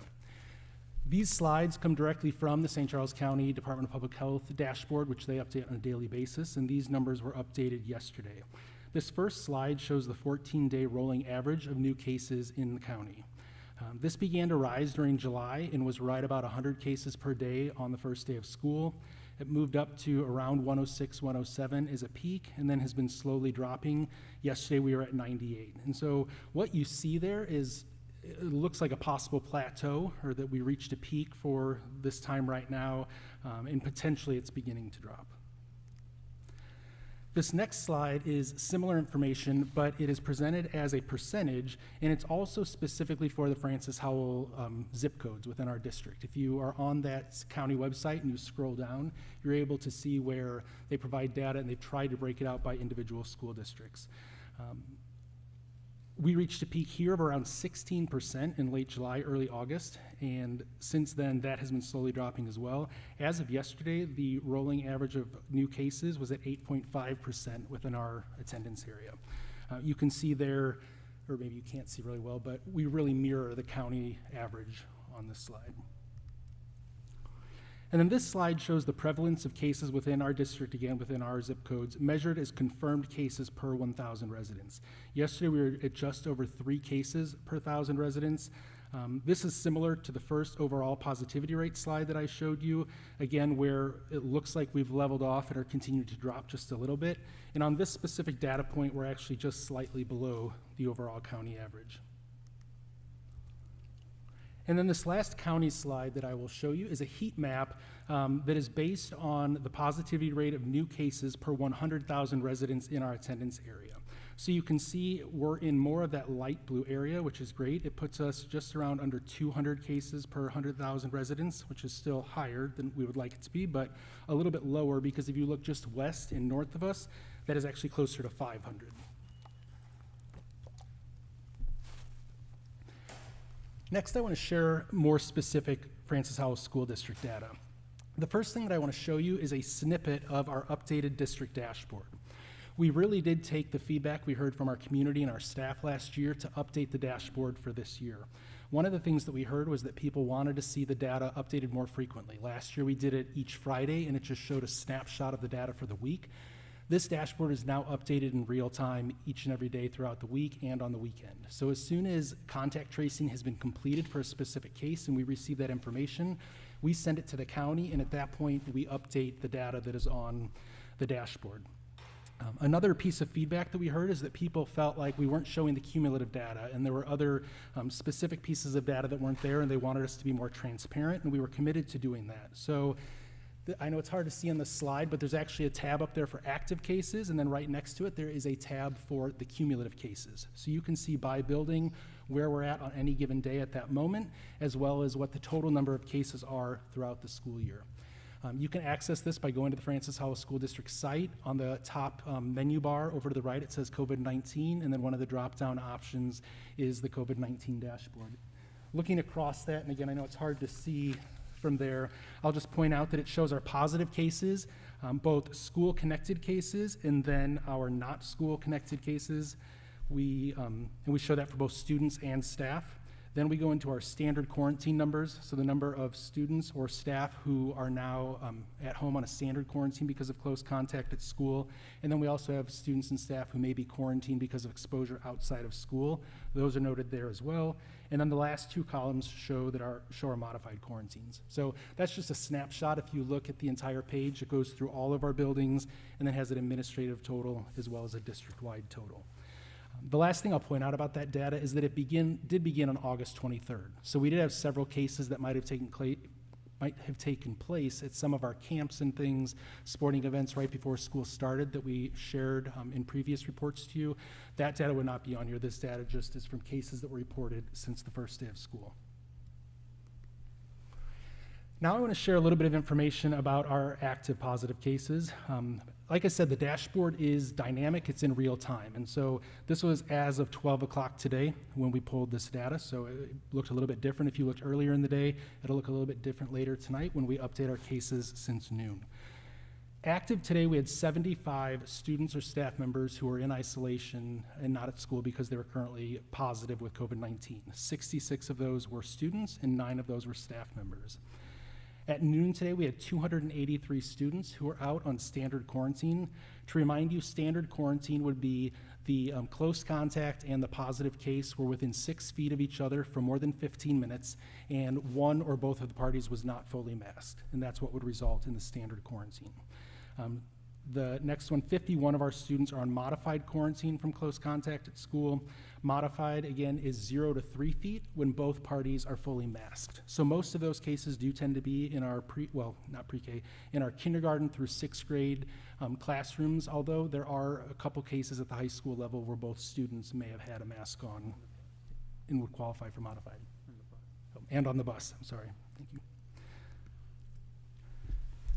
This information shows our cumulative cases as of 12 o'clock today, so at almost 4 weeks of school. You see we have 192 total cases that have been reported to us and that we've had to trace, 164 of those being students and 28 of those being staff. Cumulatively this year, we are at 783 students who have received a standard quarantine from close contact at school. Of those, we would say that 25 students have been identified as close contacts who later tested positive. So when we talk about a school spread rate, that would be the number, which is currently at 3.19% based on that. So when we say school spread, what we're looking at is if you were a close contact who had to quarantine and then later tested positive, we look at that as school spread. So as part of our contact tracing process, we're asking questions about everybody that was a close contact to you at school, what exposure may have happened outside of school, where else are you going that you might have been exposed, and really try to determine where that close contact happened. 110 of the students cumulatively this year have received modified quarantine, again, because both parties were masked either in the classroom or on the bus. And then I want to point out that 724 close contacts have been able to remain at school or work because they were fully vaccinated. And of that 724, about 680 of those have been students who have been able to remain at school. This next slide breaks down what it looks like between our pre-K 6th grades, where we do have the mask requirement in place, and then 7th grade through 12th grade, where masks are optional. I know that's a point that comes up frequently in our discussions, and so we wanted to break out and share that information for you here. So you'll see of the 164 student cases, and here I just focused on students, 91 of those cases have been at the secondary level from grades 7 through 12, which is about 55%, and then 45 of those, or 73, excuse me, have been K through 6, which is about 45%. Of the 783 standard student quarantines we've had, you see 521 of those have been in grades 7 through 12, which is about 67%, and then 33%, or 282 of those, have been at the pre-K through 6 level. That the spread that we've identified within the district, the 25 cases where those students were close contacts at school, you'll see that 17 of those were at the grade 7 through 12 level, and then 8 of those were in our pre-K through 6 classrooms. So looking at that spread, 68% of the close contacts who later tested positive have been at the 7th through 12th grades, but those 17 students out of the 521 students at the same level who have been in standard quarantine puts the secondary spread rate at about 3.26%, so a little bit over our district average, and then the pre-K through 6 is at 3.05% of spread. So not drastically different between those two groups. And then the last bit there, we've had 110 student modified quarantines. 24 of those have been in grades 7 through 12. And as we would expect, about 78% of those have been at the elementary level where the mask guideline is in place.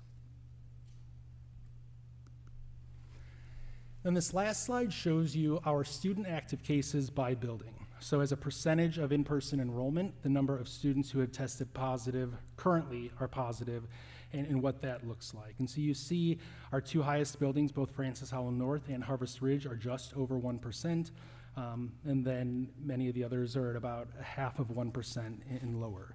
You will see that 7 out of our 23 sites today have had no active cases. When we look at those percentages, the guideline from DESE, Department of Health and Senior Services, as well as our county, has been that they would get involved and really look at a point of concern of possibly closing a building if we ever got near 5% on one day, 4% over 2 days, or 3% over 3. So not to minimize the 1% of cases that are there, but also we're watching those and monitoring, but not at a level of looking at building closure or the county getting involved based on that data. So overall, we do see positive trends when we look at some of the county data in the number of positive cases, in that we have either potentially reached a plateau or that the cases are beginning to decrease. But that's also been recent and just over the last couple of weeks. We also see that there are areas of concern. We have several schools that we're monitoring closely. These numbers can change quickly. Francis Howell North, if you looked at our dashboard on Friday evening, was at 8 cases. As of noon today, they were at 18, and then they've had 2 more today. There is a bit of a rolling number because each day some of those students and staff are returning to school, and so the active number of cases does go down, but we are watching those buildings a little bit more closely. We also all have seen that several of our neighboring districts recently have had to make emergency decisions to alter their mask guidelines and their other mitigation strategies based on increases of cases. And if you watched any of those reports or listened, those changes happen very quickly. You know, when the numbers begin to increase, without mitigation strategies in place at all, the numbers have quickly escalated and put those districts in a position of having to make some decisions on an emergency basis. We would much rather, as a district, be in a position of being able to relax our guidelines because our data indicates that the spread is low or lower and the community spread is dropping, as opposed to ever having to put in more restrictive measures or, in a worst case scenario, have to close a building because things quickly escalated in the district. So based on that, we have recommended tonight a continuation of the current mask guidelines that we started the year with in place, which would be a mask requirement in our pre-K through 6th grades, as well as for the staff members working with those students when they can't distance, and continuing to be mask optional right now at our grades 7 through 12 for students and staff inside the buildings. We know that this data set is small, that it's still early in the school year, and we would like to continue to watch the community level of spread and positivity rates, as well as what's happening specifically here in the Francis Howell School District before we recommend any changes. The last thing that I would mention is shared in our patron comments tonight and over the last several months is that we know there are significant feelings and emotions around every COVID decision, whether that's masking, that's other mitigation strategies, quarantine, and vaccination. We all, working for a school district and serving this community, want our students and our staff to be in school. We know that that's the best thing for teaching and learning. We also want our students and staff to be safe, and the last thing we ever would want to have to do is to close a building based on a high level of spread or an outbreak in one of our buildings. And so based on that, that is our recommendation to continue the current masking and mitigation strategies until your regularly scheduled business meeting next month, at which time we would provide another update and talk about other options. Now I'd be happy, myself or Dr. Hoeven, to answer any questions that you might have. Okay, I have a couple questions. My first question is, how much extra effort is going to contact trace these upper grades that we are requiring mask optional? Because we're now, in the past, everybody was masked so that we didn't have to really worry, but now because some are and some aren't, how much extra effort is our COVID tracers having to go through to do that? Clearly, in buildings that have a higher level or higher number of cases, it takes more tracing time than it does in the buildings that have a lower number of cases. Overall, we were at a point last winter where we had an even higher number of cases than we're experiencing right now, and so the tracing at that point did take significantly longer than it is right now. But the difference is this year, because of having some mask requirements and some mask optional, and then multiple options for quarantine. So we're looking at where students and staff 0 to 3 feet, 3 to 6 feet. Were they masked, were they not masked? Is the student or staff member fully vaccinated? That series of questions does take longer in each case that we're having to trace to gather that additional information to complete the full process. So if we decided, or if we wanted to go mask for everybody, would that help with some of that would that help with some of that time? Potentially. I mean, one, it could potentially lower spread, which would save some time. It also would lower the time spent having to determine were students wearing masks or not, because if the requirement was there, in general, there'd be an expectation that everyone was wearing them, and so it would be more of just identifying certain situations where maybe both parties were not masked. Being an old school nurse, I know that the school nurses are seeing this and every day in their offices. Have we asked the middle school and the high school nurses what their thoughts are on this subject? And if so, have we contacted them at all and asked them how they felt about the mask optional versus masking all the time? So we have not explicitly asked our middle school and secondary nurses or administrators if they would like to change the guidelines.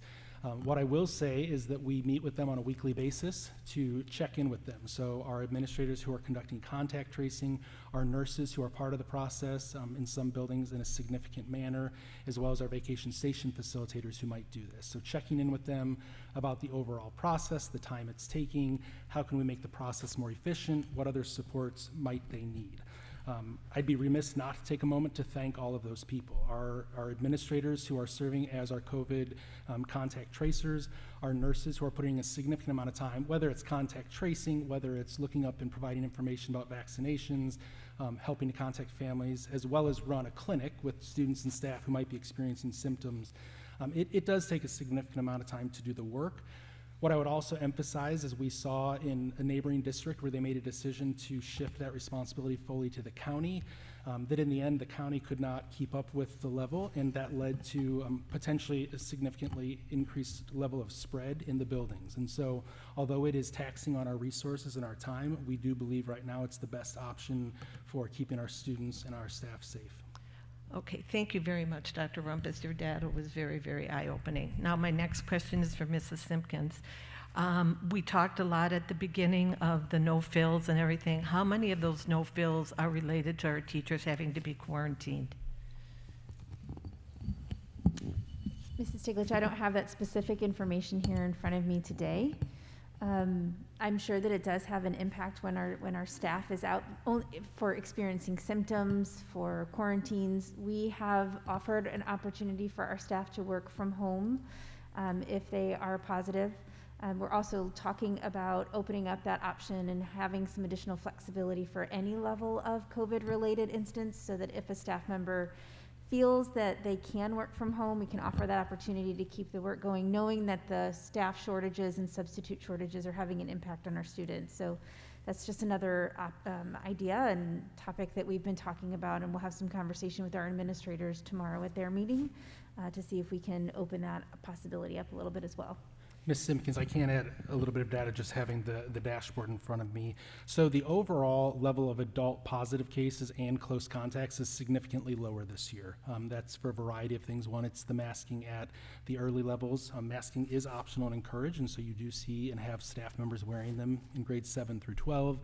The level of vaccination, and then also the ability to maintain distancing when possible. So cumulatively this year, we've only had one staff member that we have known it to be a school-connected case, that they were exposed at school. 27 of our staff members have been positive related to exposure outside of school. And then we've had 3 staff members who have been placed in quarantine because of close contact at school. So any absence has an impact on instruction and supporting the work in the schools, depending on your role, but it is significantly less than it was last year overall. Thank you very much. Okay, I have a few notes here. I sent Dr. Rumpus an email, I guess it was Tuesday or Wednesday, and about specifically 7th to 12th grade. So I asked what the total number of quarantines for grades 7 to 12 since school has started, and as of noon that day, we had 476 standard quarantines in grades 7 to 12. And then I asked how many days 7th through 12th grade students had missed in-person instruction due to quarantine. With weekends and the option for shortened quarantine, students on average missed 6 days of school, which would be about 2,856 days of school for just grades 7 through 12. And then how many of the mentioned above could have avoided missing had we had a mask policy for everyone in place? And with a mask policy in place, approximately 295 of the students could have remained at school under modified quarantine, so 1,770 days of school. So a side note here, vaccination would have kept all 476 students at school, or 2,856 days in class. We know not everyone is going to get the vaccine, and we know that COVID is not just going to go away. Like most of us up here, I'm not a health professional, nor am I a COVID expert. I do know that I was elected to volunteer my time to help build and keep Francis Howell one of the top districts in the state. And to do that, we have to have our kids in school. The MAP scores reinforce what we already knew. Teaching in person makes a difference. The best way to reduce quarantines is to mask and contact trace. I would like to see us require masks for a month for everyone, and then reevaluate this.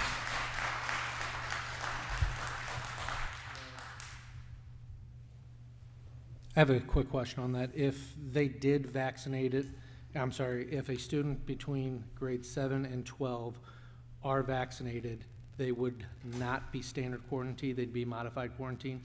Not even modified. It's called a quarantine exception, so Okay. you are allowed to continue to come into school and work. So similar to modified quarantine, they're able to come to school and Well, not miss class?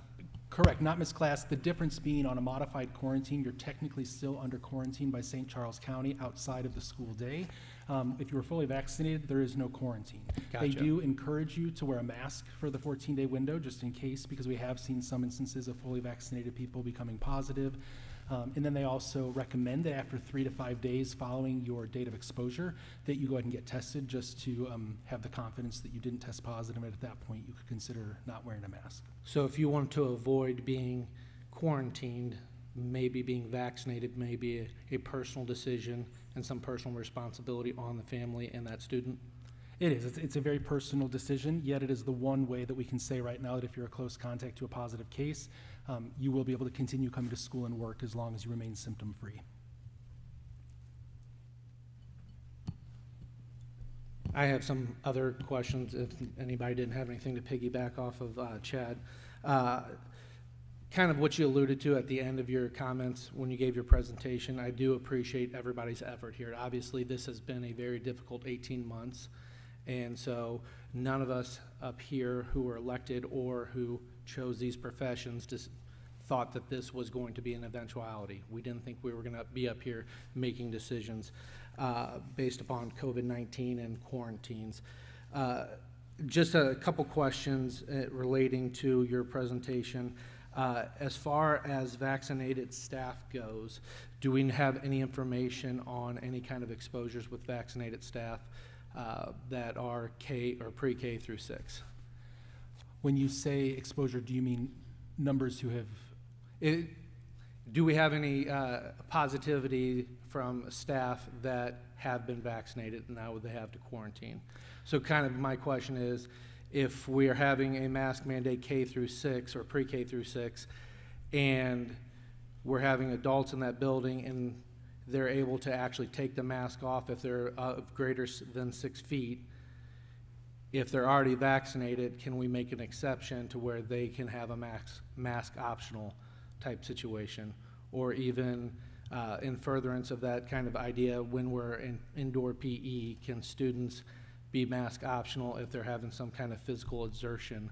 I know that we do that if they're outside. Inside, could that be a potential, and what would the ramifications be? So we encourage mask breaks when possible, not only in PE, but in all instructional settings.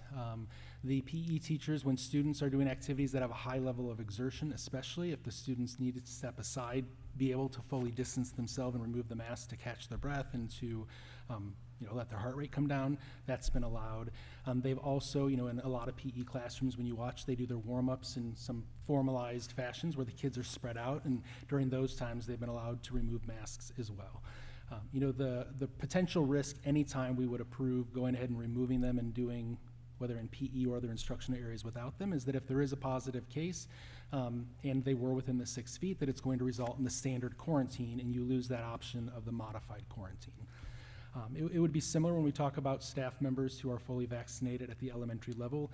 I think the hard part there is when you're just making an exception and it's not consistent, that you're drawing attention to who has chosen to be vaccinated, who has not, which can create some unintended consequences with parents and possibly with other students. And then that just, when we talk about the time and the process of tracing, that's one more layer of, did you have it on then, did you not? And the other thing I will share, and I don't have the exact number in front of me, but we have had both staff members and students who are fully vaccinated who do end up testing positive for it. And so, like one of our speakers said tonight, masks don't necessarily stop it always. It hopefully just slows the spread. The vaccination is the same thing. It's not going to stop everyone from getting, whether it's the Delta variant or other variants. We just hope that it slows the spread and then minimizes the symptoms if you're somebody who does get COVID. And so making that decision just increases the potential for the risk or for that vaccinated person getting it if they're exposed to a positive case. I guess I have one further question. I heard some rumblings that there might be some kind of meeting or announcement next week with future quarantine requirements. Do you have any insight on that? Yeah, we don't know much more than what's being reported in the media, that the new director of the Department of Health and Senior Services for the state of Missouri is engaging medical professionals as well as school leaders to look at the rate of spread in schools, the data that's available, and to talk about quarantine. There was a news report last night that indicated maybe they were looking at possibly shortening it. There's been rumors of, talking about one person being masked and one not, allowing modified. We have not heard any details, even unofficially. To my knowledge, none of us have been invited to participate in that discussion, but we have heard that it's forthcoming. In an interview yesterday, the director of the department said that he was not willing yet to publicly discuss it, but those discussions are happening. And anytime we would receive guidance from DESE and the Department of Health and Senior Services, we would take that into consideration. Our county health department has also said that's the guidance they would be looking for to make any changes. And so as soon as that would happen, we hope we'd be involved in the process, but the information will be shared with us and we'd be sharing it with you and with our community.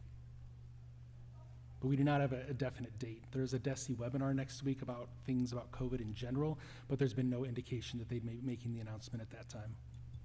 So I assume part of the strategy of mask mandate, especially in K through 6, if you don't have the ability to get the vaccine, is to help mitigate any kind of quarantine and to keep the child or the student in school. Absolutely. That is the benefit of the mask mandate, is that when there is close contact, that as long as the person who is the close contact remains symptom-free, that they are able to continue to attend school.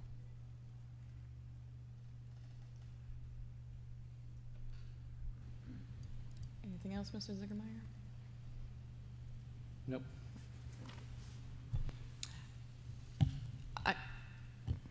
Okay. I would like to, as part of the recommendation and the motion on the table, we mentioned allow the superintendent to make changes as the situation dictates. Can you remind everyone again what that can and may consist of and how quickly that may happen? It could be a variety of things. If we saw an increased number of cases in a building that demonstrated either a high level of community spread that was bringing COVID into the building or a level of spread within the building, it might be a situation where at the secondary level we would want to put a mask mandate in place for a period of time to mitigate the continued spread. At the elementary level, where we already have a mask mandate in place, it could involve changing other strategies. So maybe we would have to look at ways to do lunch differently, to add additional lunch periods, which, as you know, to change a schedule at any building at this point in the year is a struggle. But if we believe we needed to do that to have fewer students in the cafeteria at any point in time, that could be an option. It could be going back to cohorted groups outside at recess, just limiting the exposure of students in different areas. So it could be a variety of things. The worst case scenario would be making a decision that we have to close a building and go to a virtual instructional model for a period of time. That decision would always be done in concert with the county health department. Like I said, they're monitoring overall percentages, and at that point they would be providing recommendations as well. You know, my concern would be that if we had to provide enough notice to reach out to you, to request the meeting, to post it, and to hold it, within 2 to 3 days, that spread could double and triple if there's true spread happening in the building or in the community. And we would just want to be able to respond quickly and then, of course, follow up with you around next steps. Correct. So that means you'll be watching it, and if you have to implement something in an hour or overnight, you will do so ASAP. That is why we did add in the recommendation that Dr. Hoeven would have the ability to make that decision without calling a meeting. Thank you. Mm-hmm. So my question is along those lines as well. What do those metrics look like that will be used? So we've already seen close to 5% of the students test positive in one high school since the start of the school year. Am I right about that? It's a cumulative almost 50, right? So I'm curious, you know, I know that Zumwalt's got a number, Wentzville's got a number, they're not even the same number. So if you could just speak to that, you know, I have faith in you, but I think our community needs to hear what does that look like? Sure, and Dr. Rumpus mentioned earlier in his presentation some percentages that DESE and the State Department would use to talk about where you're starting to see issues in your buildings. And the numbers he mentioned aren't about cumulative, they're about current active cases. And those numbers are 5% for a single day, 4% for 2 days in a row, and 3% for 3 days in a row. So that's the guidance that we look at from DESE and our State Department of Health. And for reference, that would mean at a high school of the sizes that we have, you would have to be approaching 50 students out positive all at once for 3 days in a row to even hit the 3% threshold. You start to talk about 5% and you're now up more about, 70 plus students out at one time. Our highest high school current active cases is 18. So, we're right at about 1% currently. Our neighbors, we saw numbers 2% in one district and 4% in another, and those are completely mask optional. Those are the numbers they're looking at to go masks in those buildings for a period of time. I'm hesitant to set a specific guideline because if we start to see school spread, I would want to put masks on a building earlier than 2%.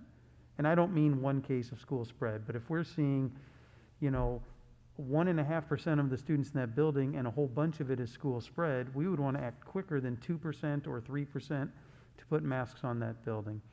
And so I think those DESE and state numbers will always be in our minds, that 3%, 4%, and 5%.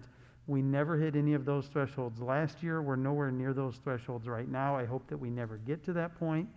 But even at lower numbers, we would be ready to react quicker if it was high levels of spread in the building and if just the numbers of quarantine.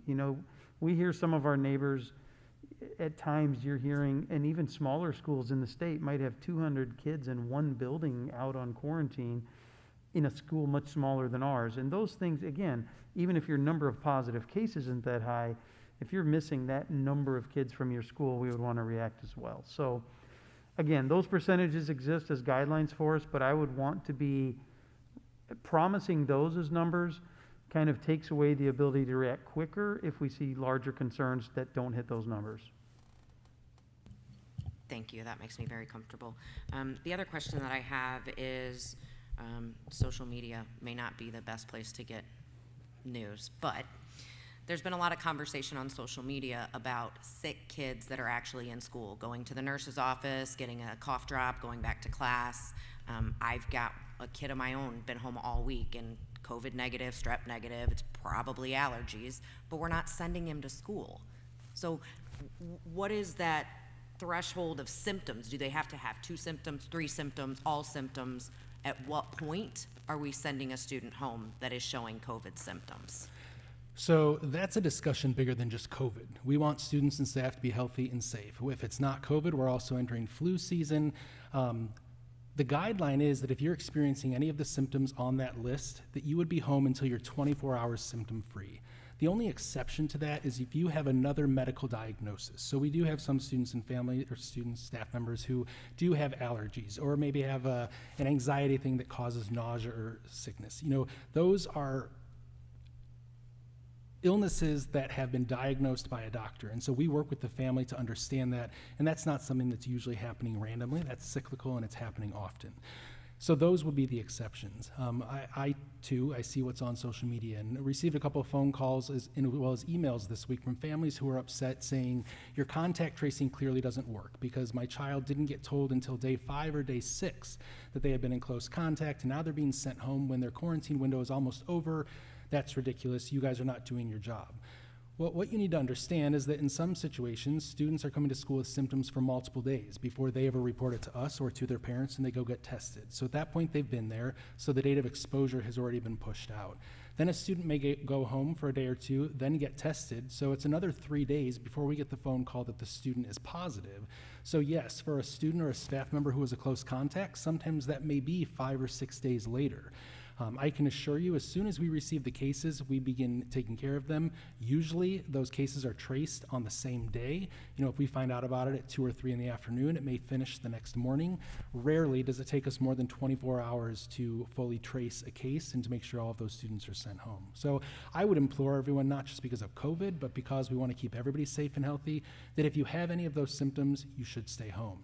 And absolutely, if you are somebody who has been a close contact, who is now under a modified or another version of quarantine, at that point you should stay home, and you contact us and we contact the county, because depending on the symptoms you may be experiencing, you might be deemed a probable case, and at that point you would be home for a 10-day isolation period. We'd encourage you to get tested, and then we would also want to contact trace other students or individuals you might have been in close contact with at school.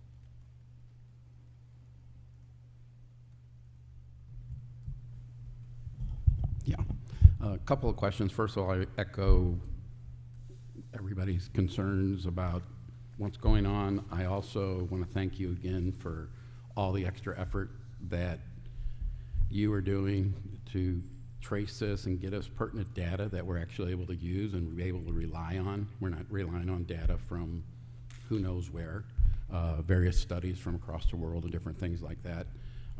As was said, none of us are COVID experts, but we've all kind of become COVID experts by reading numerous documents that are provided to us by people in the audience, people not in the audience, helping us to come forward to make a decision that is informed as possible. And if you ever can't sleep at night, I can send you some of those things so you can read through them. But I can guarantee I read through all of them. When you, even if you're looking at the CDC guidance, it's like you have that one little paragraph, but then there's like 20 pages behind that with studies, documents, ratios, statistics, everything else. So I know I do read that. I know that the rest of the board do read all that. And I want to thank everybody for sending those to us. We do take care of all that stuff.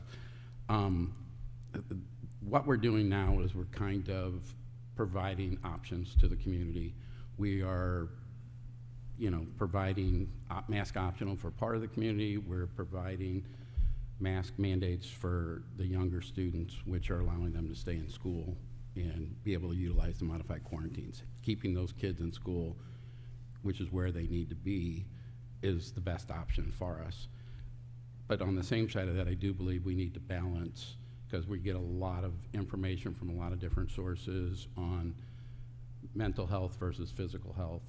And, you know, not going to debate that because I'm not, once again, I'm not a doctor, but we get a lot of information, a variety of those things versus, you know, mental versus physical health. I want to get us back to normal as soon as possible, just as everybody else wants to. I think what we're doing is working pretty well for our community as far as other neighboring districts, and I'd like to be back to normal. I'd like to be mask-free, but I think doing it another 30 days with what we're doing is reasonable. I have full confidence in our staff that they're going to react quickly to any changes that are going to happen. I know one of the neighboring districts, they had to wait 2 days to call a meeting together, and at that point the spread had almost doubled in the building. So I'm confident that our administrators will act quickly and decisively and err on the side of caution. So that's my comments on that. Any other comments, board? Regardless of the decisions we make, or we make tonight, people aren't going to be happy. I would like to amend the motion that's on the floor to reflect making masks required for students in pre-K through 12 when indoors, and for staff when indoors and 6 feet distance is not possible. We can keep all the other to be reviewed again at our October meeting, and Dr. Hoeven to have authority to make changes where needed.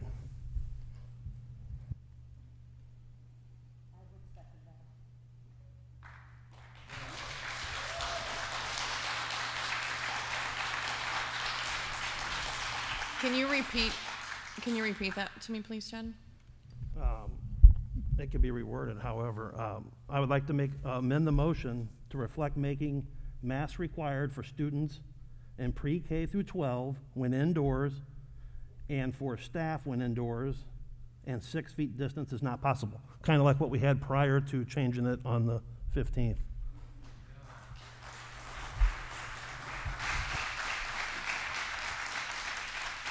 Jane, did you get the motion on the table? Any discussion on that, board? Yeah, I guess I would just like to add, I think the numbers, obviously, we talked about percentages that are handed down from DESE, the health department. We haven't met near the threshold for even talking about shutting down a school or making a mask mandate. I think as far as 7th grade through 12th grade, the numbers actually look pretty good. And regarding that, there's a lot of personal responsibility of the individual at that point from 7th grade to 7th grade to 12th grade. If they want to be able to stay in class, if they're worried about getting quarantined, they can go get the vaccination. So that's kind of the cutoff for me as far as the numbers go for elementary. It's kind of a 50-50 split. They don't look horrible. I know that if we do release the mask mandate for K through 6, or 6 and under is probably a better way of saying it, we'll probably have a lot more quarantines, and it's better for the students to actually be in class, and they don't have access to the vaccine like students do from 7th grade on up. So I think an element of personal responsibility is why I would not support that motion on the table. And I just want to say that I understand that, but my thing is we can cut down on the out-of-school quarantines. Best place for kids to be is in school. Any other discussion, comments? So I think I'm more in line with Doug. I think that above 7th grade, there's that personal responsibility. If the students and the families do not want their students quarantined, they have the option to be vaccinated and avoid all quarantines. So that's where I'm at. Again, I just want to say this is about keeping the most kids in school as possible.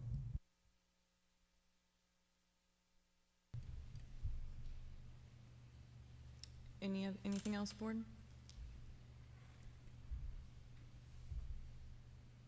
Okay. What'd you say? We probably have to do a roll call on this one. Jane, roll call? Hold on. I think we need to clarify. So the next vote is whether or not to accept the amendment to the motion. And if it was accepted, then you still would have to vote on the motion itself. Correct. So just to clarify what everyone's voting on is first, whether or not to accept the amendment as it's been the motion, and second. Correct. We are voting right now to accept Mr. Lang's amended motion. Just the amended. Just accepting the amendment to the motion, not the actual final vote on the motion. Are we doing it by roll call or by consent? Roll call. Ms. Stiglich? Aye. Nay. Nay. Nay. Nay.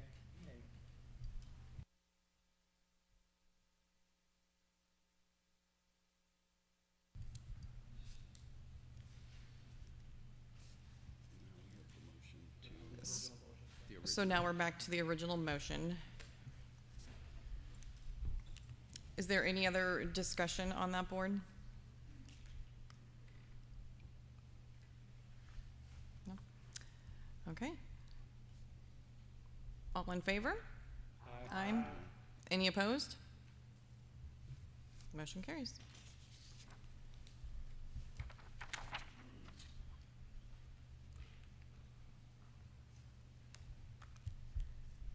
Board, I'd like a motion to approve the purchases over $7,500 as presented. So moved.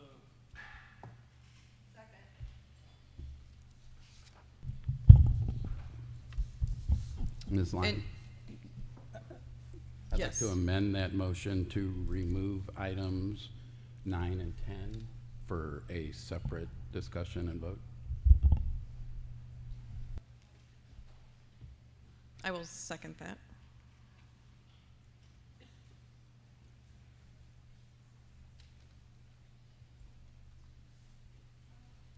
So we have a motion on the table to approve the purchases over $7,500 as presented, minus 9 and 10. So we're pulling 9 and 10 for separate discussion.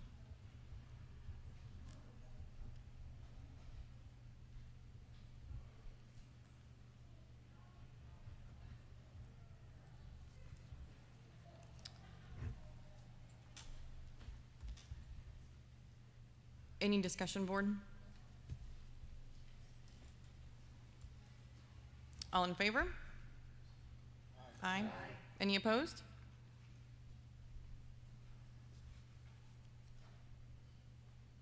Okay. To the original motion as amended. All right.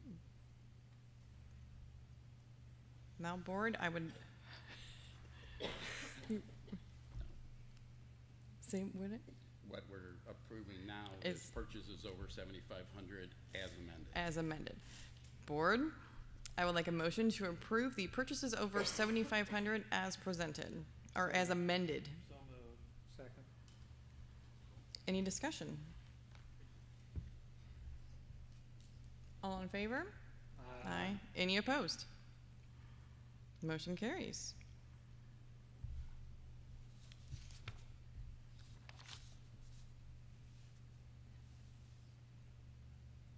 Next is approve. 9 and 10.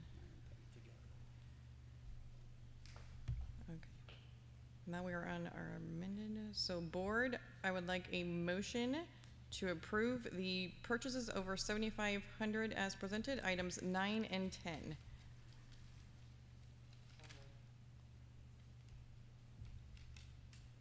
Second. Okay. Discussion?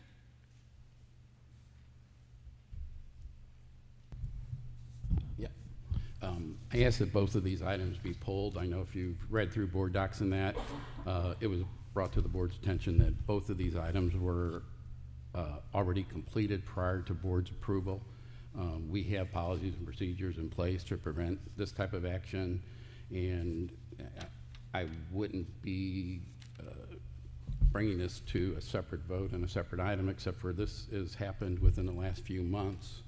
Again, this has happened 3 times in the last few months, and we've got assurances that we will be following our policies and procedures, and I just want to make sure that we are following through on following these policy and procedures that we have in place. I believe that the district should pay their bills for our services that we receive and rendered, so I would hope that we would pay those bills, but I will be voting no,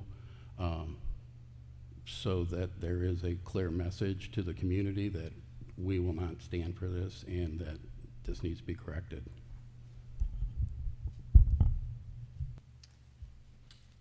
And I would just like to point out, I will approve this as it's not the company's fault, but we have to be better. We have to do better. Any other comments, board?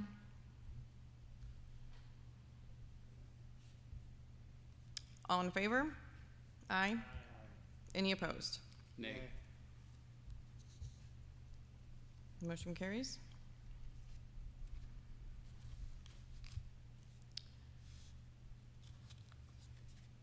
Board, I would like a motion to approve the purchase of Cisco and licensing from Worldwide Technology as presented. So moved. Second. All in favor? Aye. Any opposed? And I will be abstaining. Board, I would like a motion to approve the one-year subscription to Thought Exchange as presented. So moved. Second. Dr. Hoeven? Yes, thank you. So if Thought Exchange sounds familiar, it's because a couple of years ago we did purchase a one-year subscription to Thought Exchange. This is a tool that is kind of a unique way to engage your community and stakeholders in conversation around key questions. It allows everyone in the community to give their input, provide their thoughts, and then they're able to rate the other comments that they see. And really, it's a way that kind of naturally within the program, the highest ranked comments will rise to the top, and it'll really allow us to see not just the loudest voices or the most persistent voices, but really what comments out there in the community are getting the most support from other stakeholders and other members of our community. So we are familiar with the software. Unfortunately, the first time we had it, there was not a good long-term plan to utilize it. It was very much underutilized, which is why we ended that subscription after 1 year. Fast forward to tonight, we have many issues facing us across the district. We have issues around budget, we have issues around curriculum, we have issues around ongoing things we would really like to engage our community about. We believe this is an effective tool. Jennifer Joels in the communications department will take ownership over the Thought Exchange platform and already have an outlined plan for usage timelines and questions that will make this a worthwhile purchase and really allow us to improve. It's not just about sending newsletters to the community or sending things out, but really gaining their input in return. And we feel, and I feel, we have a robust plan in place to make good use of this. We do believe it is necessary because of all of the things we are working through with our community. We really want to hear our community's voices, and we really want to engage them in these conversations. So we would ask that the board approve this for us to re-engage with Thought Exchange, and we will show that the usage will be much improved and that this will be a great tool for us to work with our community.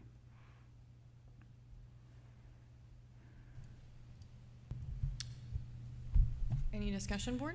Yeah, a couple of things. One, I'm glad to see that we're bringing this back. I know that when we had it the first time, we thought there were some high hopes for it, and it was underutilized, as you noted. I'm glad that we have a plan in place to fully utilize this. I think that in a lot of districts and places that this has been used before, it allows a public forum for people to that are on opposite sides of issues to maybe have some constructive dialogue, and I think that's something much needed in today's environment, and then hopefully we can use that to help bring the community together on some of these divisive issues. And I'm excited to get back to looking at this, and it is a one-year allocation, so fully in favor of it.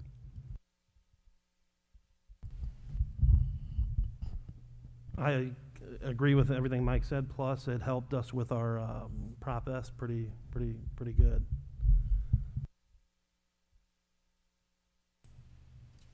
Anything else, board? I'm excited about this as well. All in favor? Aye. Any opposed? Motion carries. Board, I'd like a motion to approve the financial statements as presented. So moved. Mr. Supple? I don't have anything further, Mrs. Lang. Thank you. Any discussion, Board? All in favor? Aye. Any opposed? Motion carries.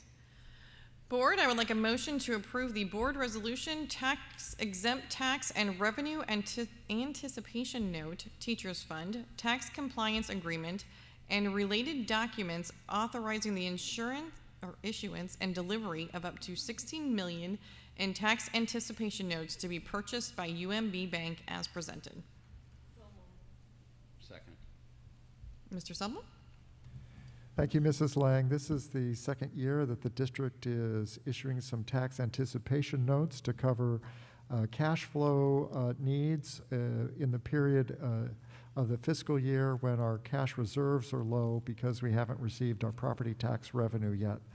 Last year, we ended up borrowing a little over $6 million, and I anticipate that we'll borrow at least a similar amount this year. Again, it's just to cash flow the district until the receipt of our property tax revenue in December.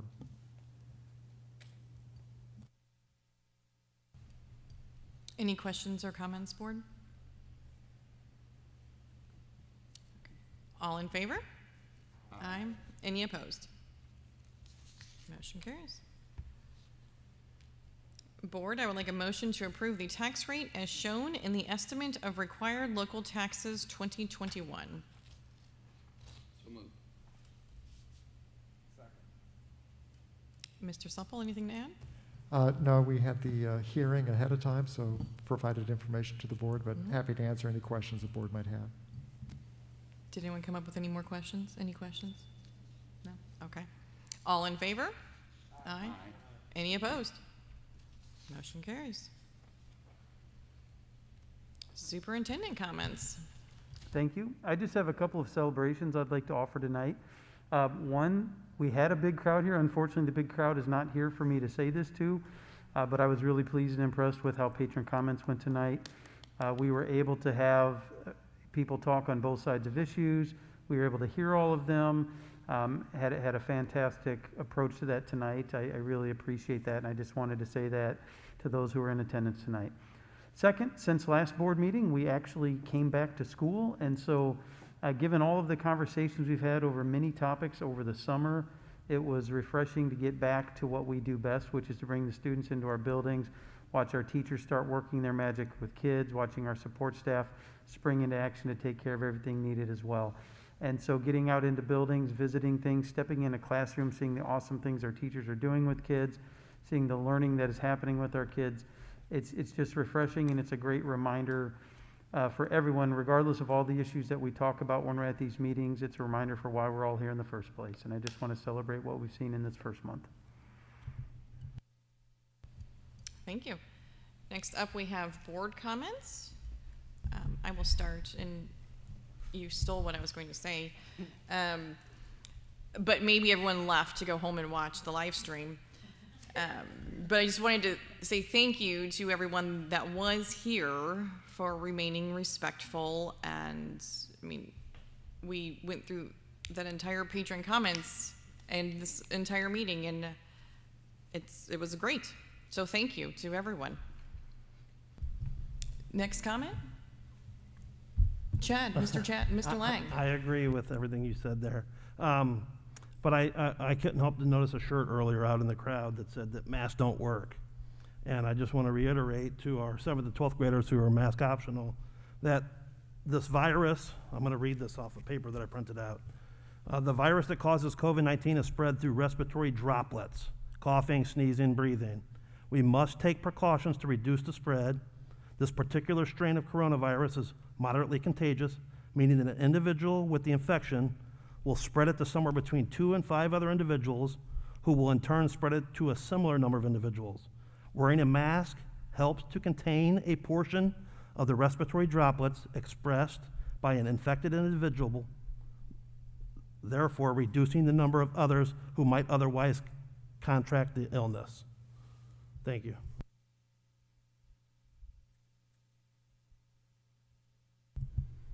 Okay, I just want to also point out that tomorrow is Constitution Day, September 17th. I know that in the Francis Howell School District, we celebrate it, and I'm sure there's a member of Executive Cabinet that might be able to point out some of the examples or something that we do to celebrate and teach our students about the Constitution. Does anybody have anything they'd like to add? Yeah, I'm happy to share that. So we do celebrate every year. Our content leader helps share some resources with teachers, and then they're able to celebrate it in their classrooms. So just to give you some examples of what you would see in classrooms tomorrow, our third grade students will be reading and writing about the purpose of Constitution. In fourth grade, they'll be reading about the Missouri Constitution and how it aligns with the United States Constitution. In our middle schools and our high schools, you'll see a wide variety of activities. You'll see things from web quests to simulations to conversations about the importance of the Constitution and the powers that it gives government.